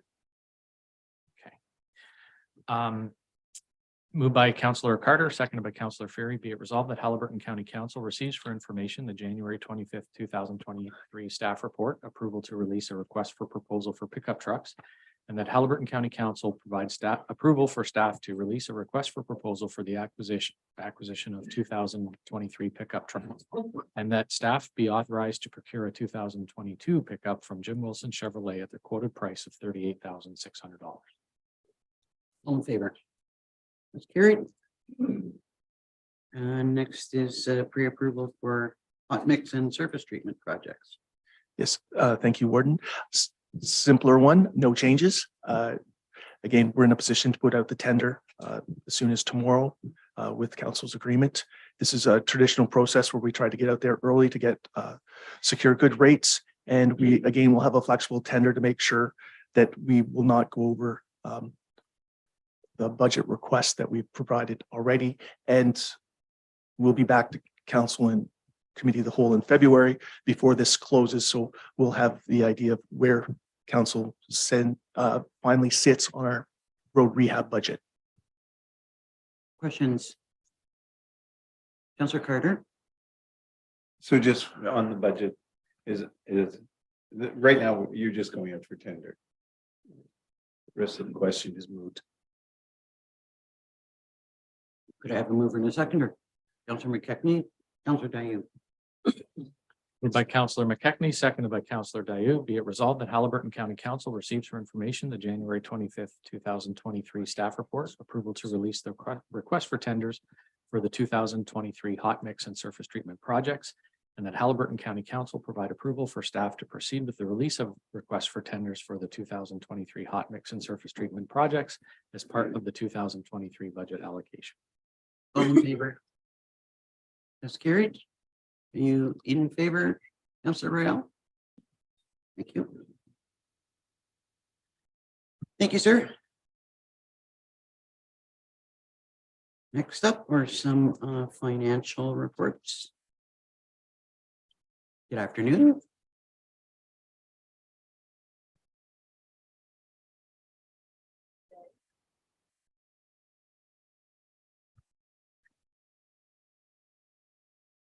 For you today. The first up is our December check register. It totaled $1,947,318.91. Any questions on the check register? Could I have a mover and a seconder to approve that? Councillors Dayu and Carter.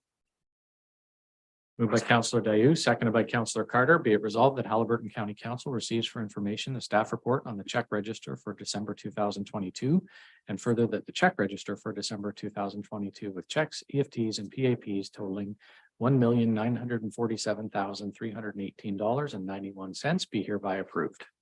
All in favor? That's carried. Next is your payroll register.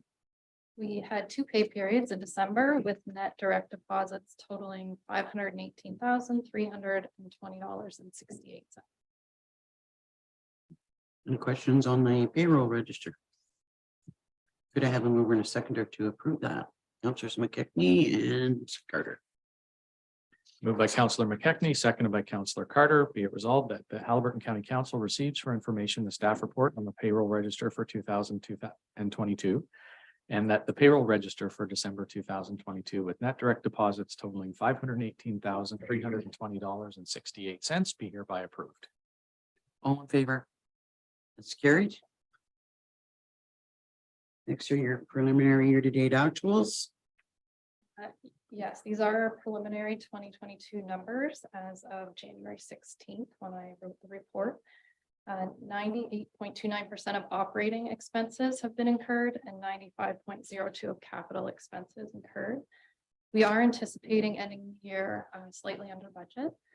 Once we are done all of our year-end processes and audit, I will bring a report back to you notifying you of what the overall surplus is with a recommendation to be transferred to.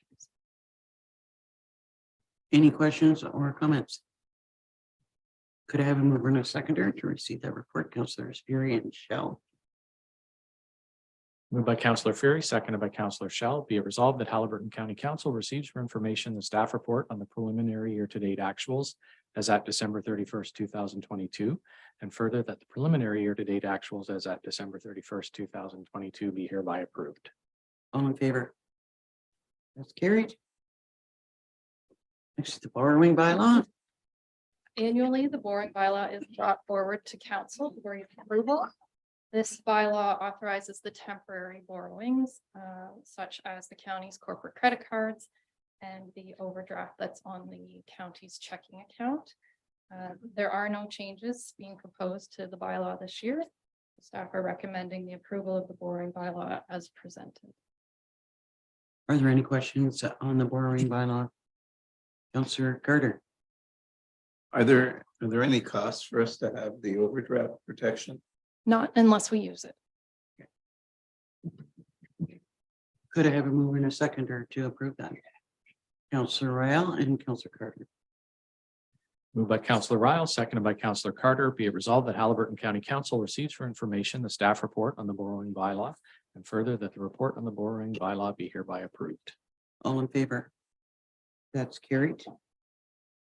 And the next is the proposed tariff of fees. The tariff of fees bylaw is reviewed at a minimum annually by the directors, with any proposed changes being brought forward to council for approval. In this year's review, the Director of Planning has requested an addition to Schedule E under the consent section to allow for a reduced fee for right-of-way applications when there are two or more, excuse me, benefiting properties. Staff are recommending the approval of the tariff of fees bylaw as presented. Any questions or comments? Could have a mover and a seconder. Councillor McKechnie, Councillor Dayu. Moved by Councillor McKechnie, seconded by Councillor Dayu. Be it resolved that Haliburton County Council receives for information the staff report on the proposed 2023 tariff of fees bylaw, and further that the report on the tariff of fees bylaw be hereby approved. All in favor? That's carried.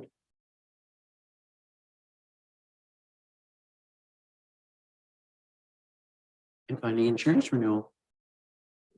Staff recently received the county's annual insurance renewal proposal prepared by Aon for both the main and cyber insurance policies, which renew on February 1st.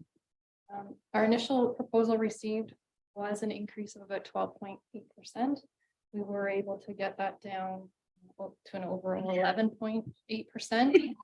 There are no changes in the policy for me to identify to council.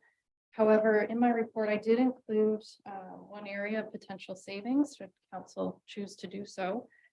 The out-of-province medical coverage, as it's specific to councillors only and when they're on duty, conducting county business while outside of the province. As I don't believe council travels out of province on county business very often, if at all, that might be an area of coverage that you may want to consider canceling. Would council have an openness to waive that requirement? Seeing as how we don't do any travel outside of the province for business. Councillor Dayu. I've certainly found that buying insurance per trip is incredibly reasonable and would be an appropriate offset to that. So I'd agree with that. Any other comment?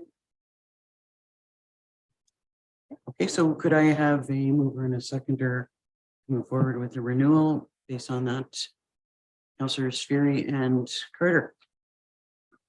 Bear with me 1 second. Okay.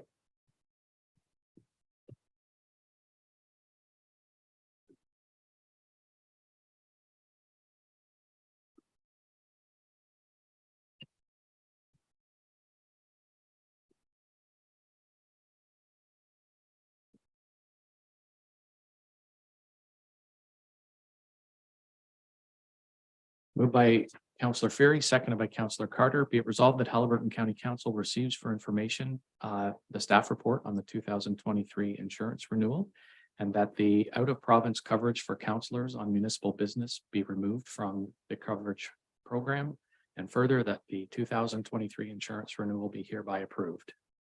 All in favor? That's carried. And finally, your investment report.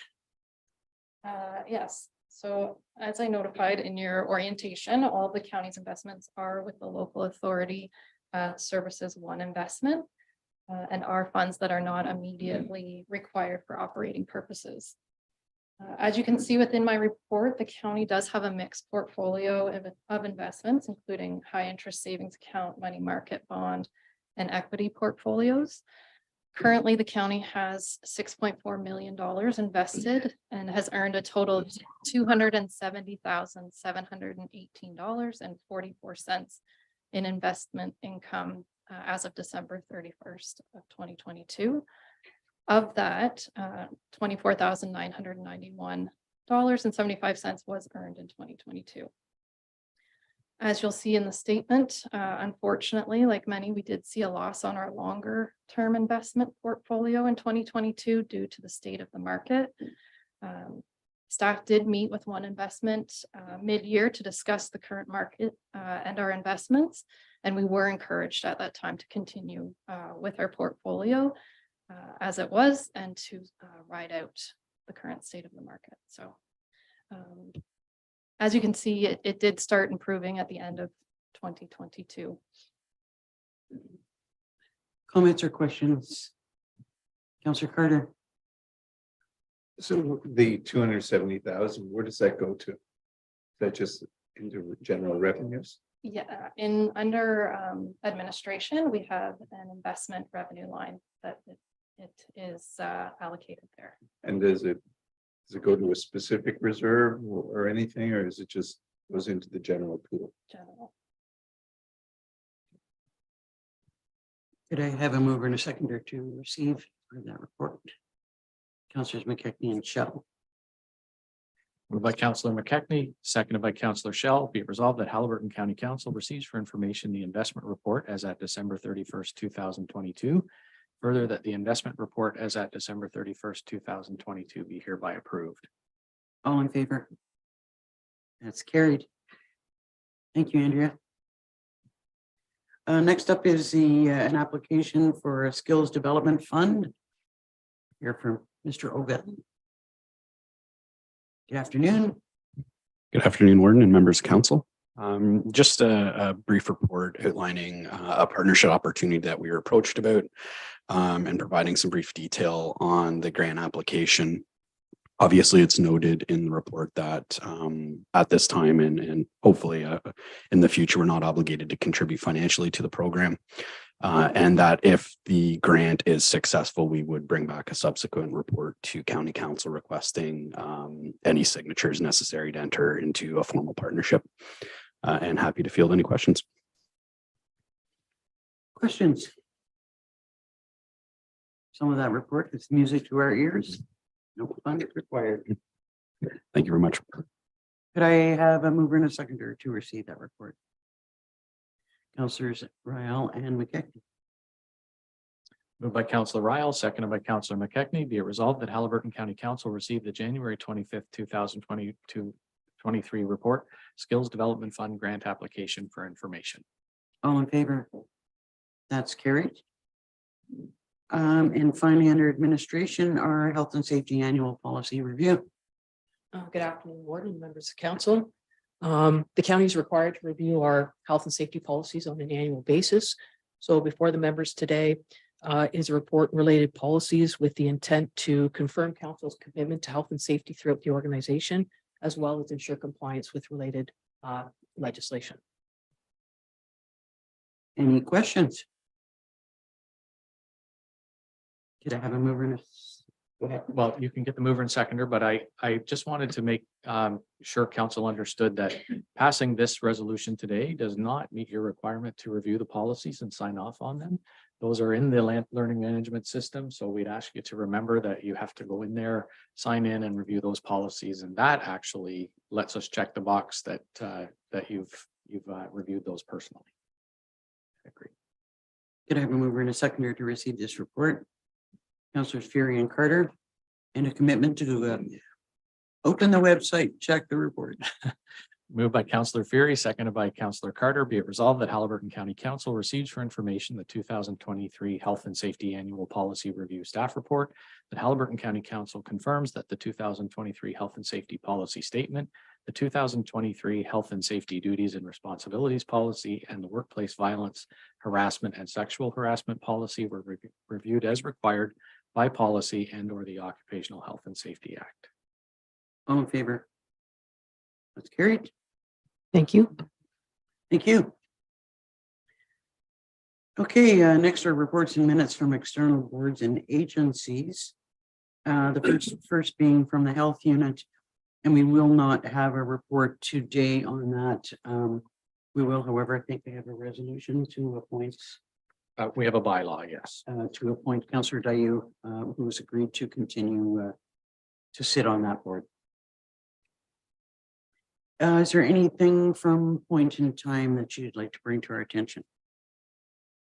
No, unfortunately, I missed the meeting last night, but I was in touch with Dawn Milburn and I asked her, she wanted me to report anything from the meeting to get in touch with me this morning, and she never did, but she said she'll have something, or we'll have something next month. Okay, great, thanks. As far as the Eastern Ontario Wardens Caucus, the caucus did make a number of delegations at the Roma conference to the Multi-Ministers Forum, to the NDP caucus and the Liberal caucus, which were all extremely different experiences.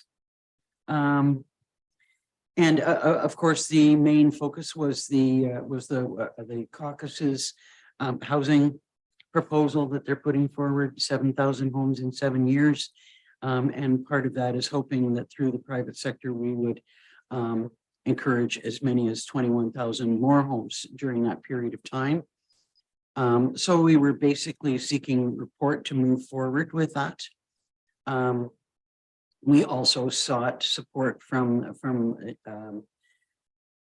with respect to labor, and realizing that, those two things, that you can't have the labor without housing, you can't have the housing without labor, and so whatever support that ministry could provide to us. We also raised the issue of surplus lands, that these projects are going to, as often as possible, require that all of us look at our pool of surplus lands at municipal, province, feds, so we've asked for some support with respect to that. And at all delegations, the proposal was well received. I think that it's getting some pretty positive support. Representatives of the caucus have spoken with the federal government about that, and they sound extremely supportive at this point in time. Actually suggested that there was a possibility that they might have some funding to help us with further study. There is a hope that later on this year that we would do a pilot project to sort of prove viability of this project. Exactly how that works, I cannot say, but it's looking pretty good, and they're really, everyone sounds very supportive of the regional approach that we're taking, and we're stronger working together, and well. Mr. Just CAO. one thing I'd like to add is that we have retained a consulting firm to assist with a business plan for this. Some of you may recognize the name. It's KWM Consulting, which is Kelly Mitchell's firm out of Halliburton. And so there's a local connection to this as well that is helping us put forward a business case.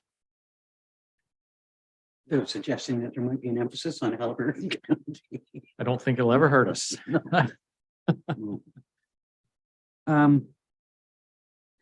Councillor Carter. Just one thing that at Roma, I heard, the feds through CHMC have this rapid housing program or whatever it's called, but learned that I think it's over 75% of all the funds go to centers that have 100,000 population and higher. And the whole process of acquiring those funds, you have to qualify before you can apply. And they ask questions such as, how many meters to a subway stop, or how are you covered by rapid transit and things like that. And the whole system is skewed against rural. So, as much as it's nice to hear the feds are willing to throw in some money for us to do a study, it would be a lot nicer if they would, recognize that they are the part of our problem, is that they're in our way of being able to acquire funding just because of the way they've set up their programs. Yeah, thank you for that. And I mean, that is an ongoing and, frustrating part of this process. And there has been, some discussion about, sort of taking a look at that lens, and, that things are geared towards more urban areas, that there be some change in thinking with respect to that. And it sounds like there may be some movement on the part of the province in that regard. Yeah. So next would be joint social and housing services. Councillor Carter was elected as the vice chair.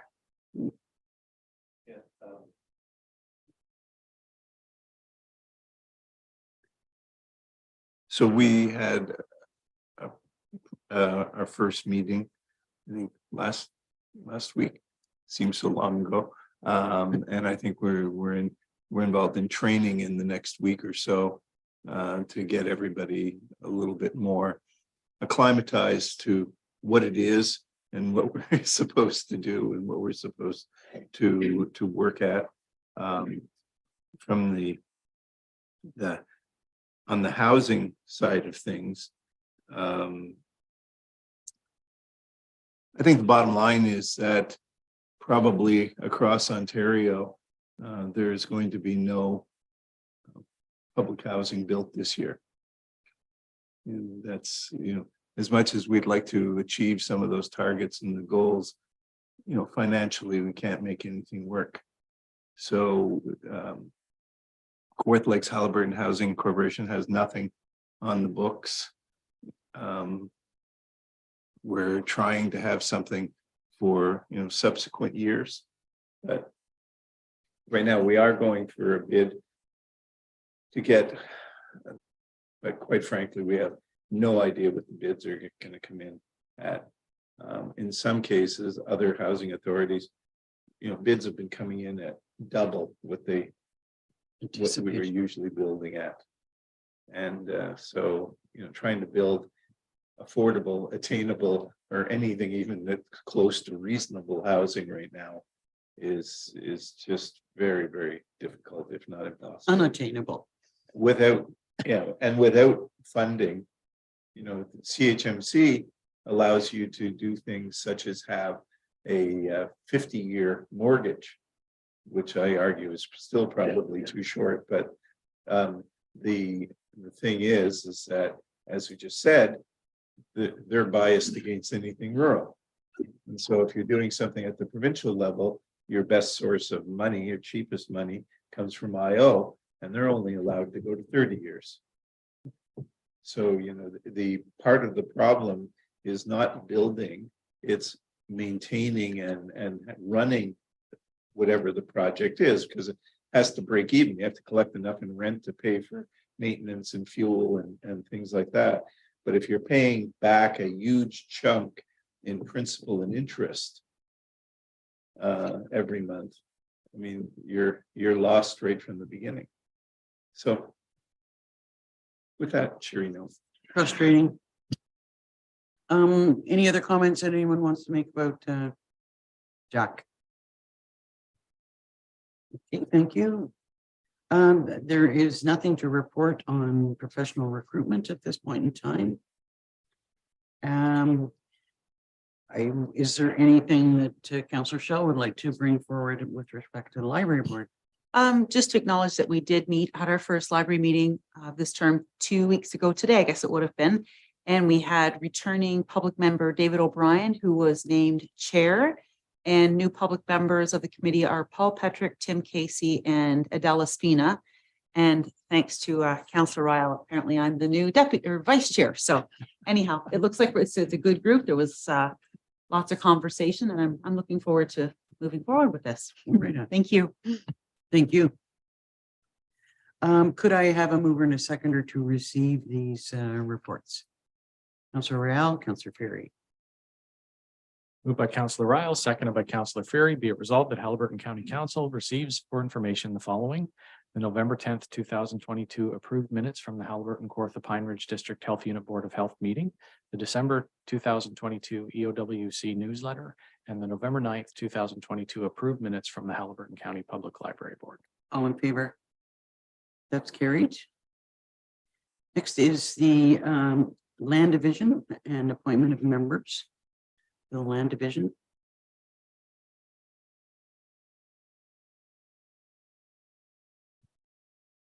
Thank you, Madam Chair, to the rest of council for a bit of a educational session. So the committee is comprised of four members. Two are local elected members, and then there's two members of the public.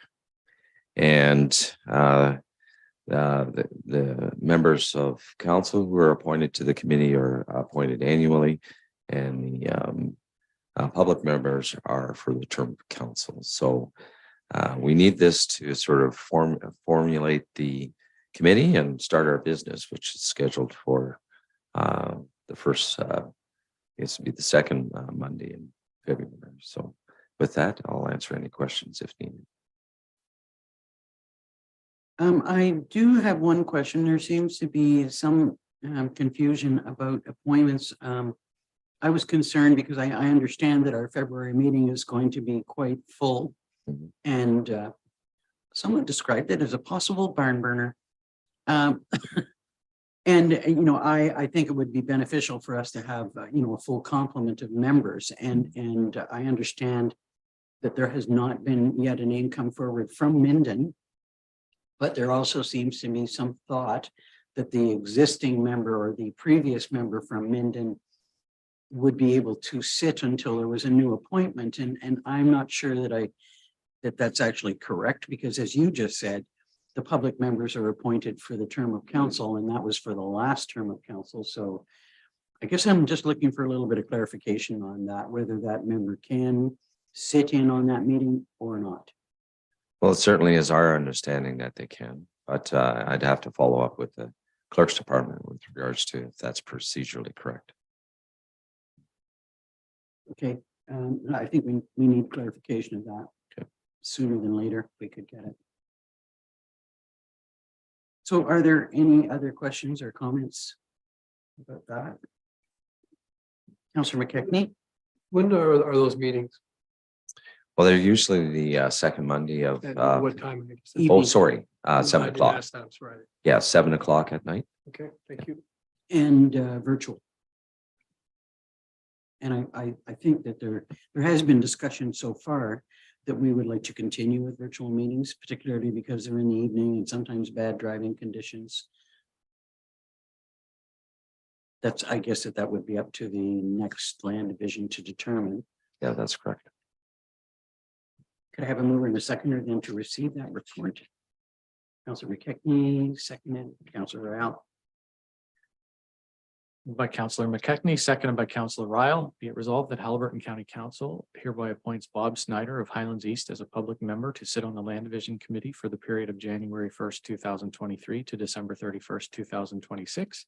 Further, that Haliburton County Council hereby appoints Walter McKechnie and Murray Ferry, alternate of Dysart, and Liz Danielson and Lisa Berry, alternate of Algonquin Highlands, as members to sit on the Land Division Committee for a period of 1 year from January 1st, 2023 to December 31st, 2023. And further, that the necessary appointment bylaw be presented for adoption.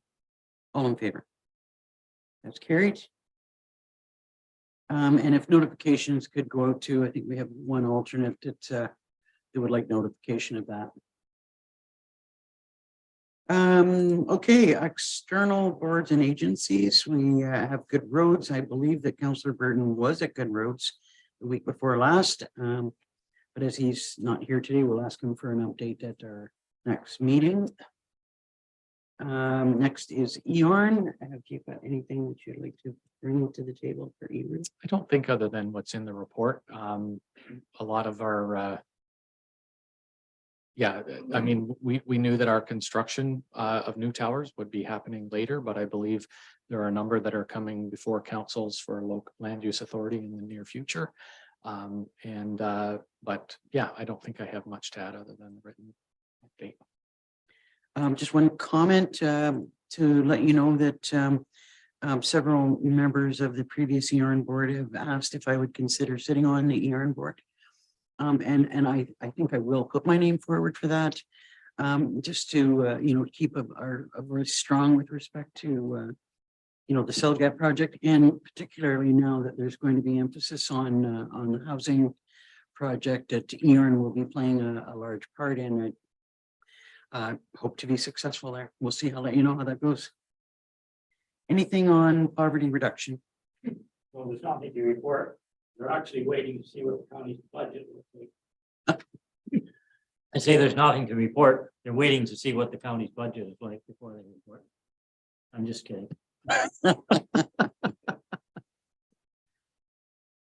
Under other business, there's the meeting calendar. Are there any errors or omissions that anyone can note on the meeting calendar? Next on the agenda is the election of the deputy warden. And as the question today is whether we would go forward with that, given that one of the candidates is not here. I would let you know, though, that that would require, should we decide to defer that item, it would require a change in our procedural bylaw. Just a motion to do that because it does waiver from the provisions of the procedural bylaw. So we just need a motion from council. Okay, Councillor Dayut, Did Councillor Burton request for the deferral or? no,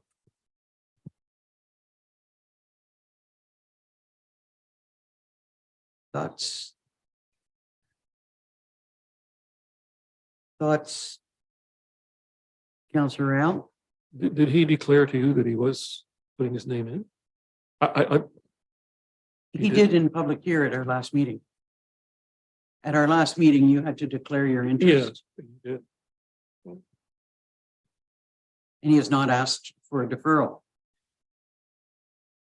Councillor McKechnie. I mean, I'm just wondering, and like, hopefully he's not, how sick is he? You know, what I mean, right now, maybe last thing in his mind is something like this. But it can't be deferred, is that what you're saying? No, I'm saying we have to agree to defer it. Okay. And we need to pass a resolution to that effect. I guess for me, matter of process would be that he would have said to us, I can't be there. Would you mind deferring it? And then, you know. Okay. But we can defer it if that is the wish of council. Councillor Shell. Just gonna ask, like, were you aware that Councillor Burton wasn't going to be here today? Like, No. has he, okay, thank you. I have checked with his CAO just to see if she had heard and he's ill. So, yeah. Oh, he is it? Councillor Al. Well, if he's, I didn't check in with us, which is not really a good thing, but having said that, it appears he is quite sick. So unless there's an urgency to put it in place today, does it make a problem if we do it in the next meeting? I doubt it, but I don't think that there's a problem with deferring it. Unless anyone feels otherwise. Well, if that's the case, I would move to defer it if there's no objection to anyone. Does someone want to second that? Councillor McKechnie.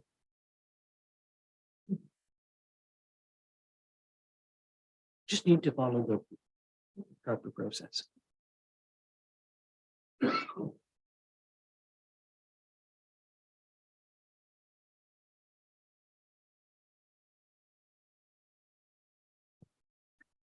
Moved by Councillor Ryle, seconded by Councillor McKechnie, be it resolved that the election for deputy warden be deferred until the February 2023 council meeting.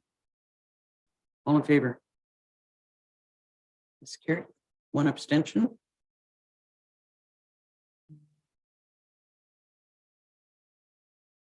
Next is the requirement to appoint a representative to the Trent Conservation Coalition Protection Committee. And I believe that Councillor Royale has indicated an interest in filling that seat. Is there anyone else who wishes to put their name forward for that role? Could I have a mover and a seconder then to appoint Councillor Royale to that seat? Councillor Ferry, Councillor Shell. Moved by Councillor Ferry, seconded by Councillor Shell, be it resolved that Haliburton County Council receives for information the December 8th, 2022 correspondence from the Trent Conservation Coalition Source Protection Committee requesting municipal representation on their committee, and that Haliburton County Council appoints Councillor Cecil Ryle as a municipal representative to the committee on behalf of the County of Haliburton. All in favor? That's carried. Thank you, Councillor Royale. We have no closed session. So for bylaws, the first is to appoint council members to the land division.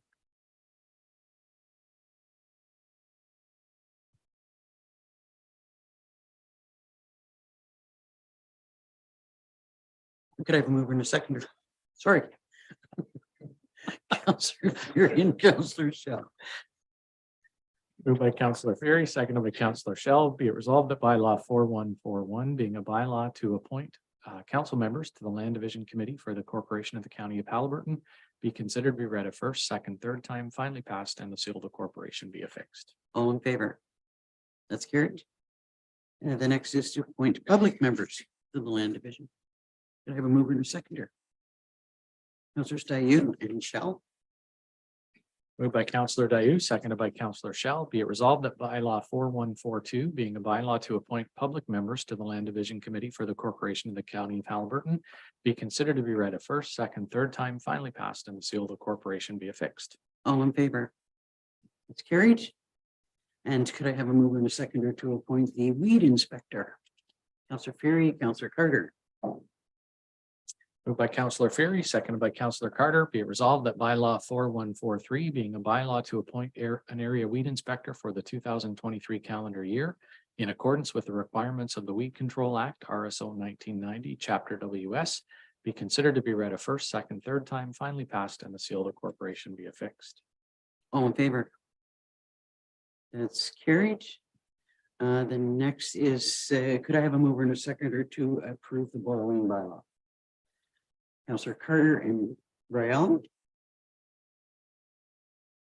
Moved by Councillor Carter, seconded by Councillor Ryle. Be it resolved that bylaw 4144, being a bylaw to authorize the borrowing of money to meet current expenditures of the corporation of the county of Haliburton, be considered to be read a first, second, third time, finally passed, and the seal of the corporation be affixed. All in favor? It's carried. The next is the tariff of fees bylaw. Can I have a mover and a seconder, please? Councillors McKechnie and Fury. Moved by Councillor McKechnie, seconded by Councillor Fury. Be it resolved that bylaw 4145, being a bylaw to establish a tariff of fees for the county of Haliburton, be considered to be read a first, second, third time, finally passed, and the seal of the corporation be affixed. All in favor? That's carried. And finally, under this section, the bylaw to appoint a member to the health unit. Could I have a mover and a seconder? Councillor Shell.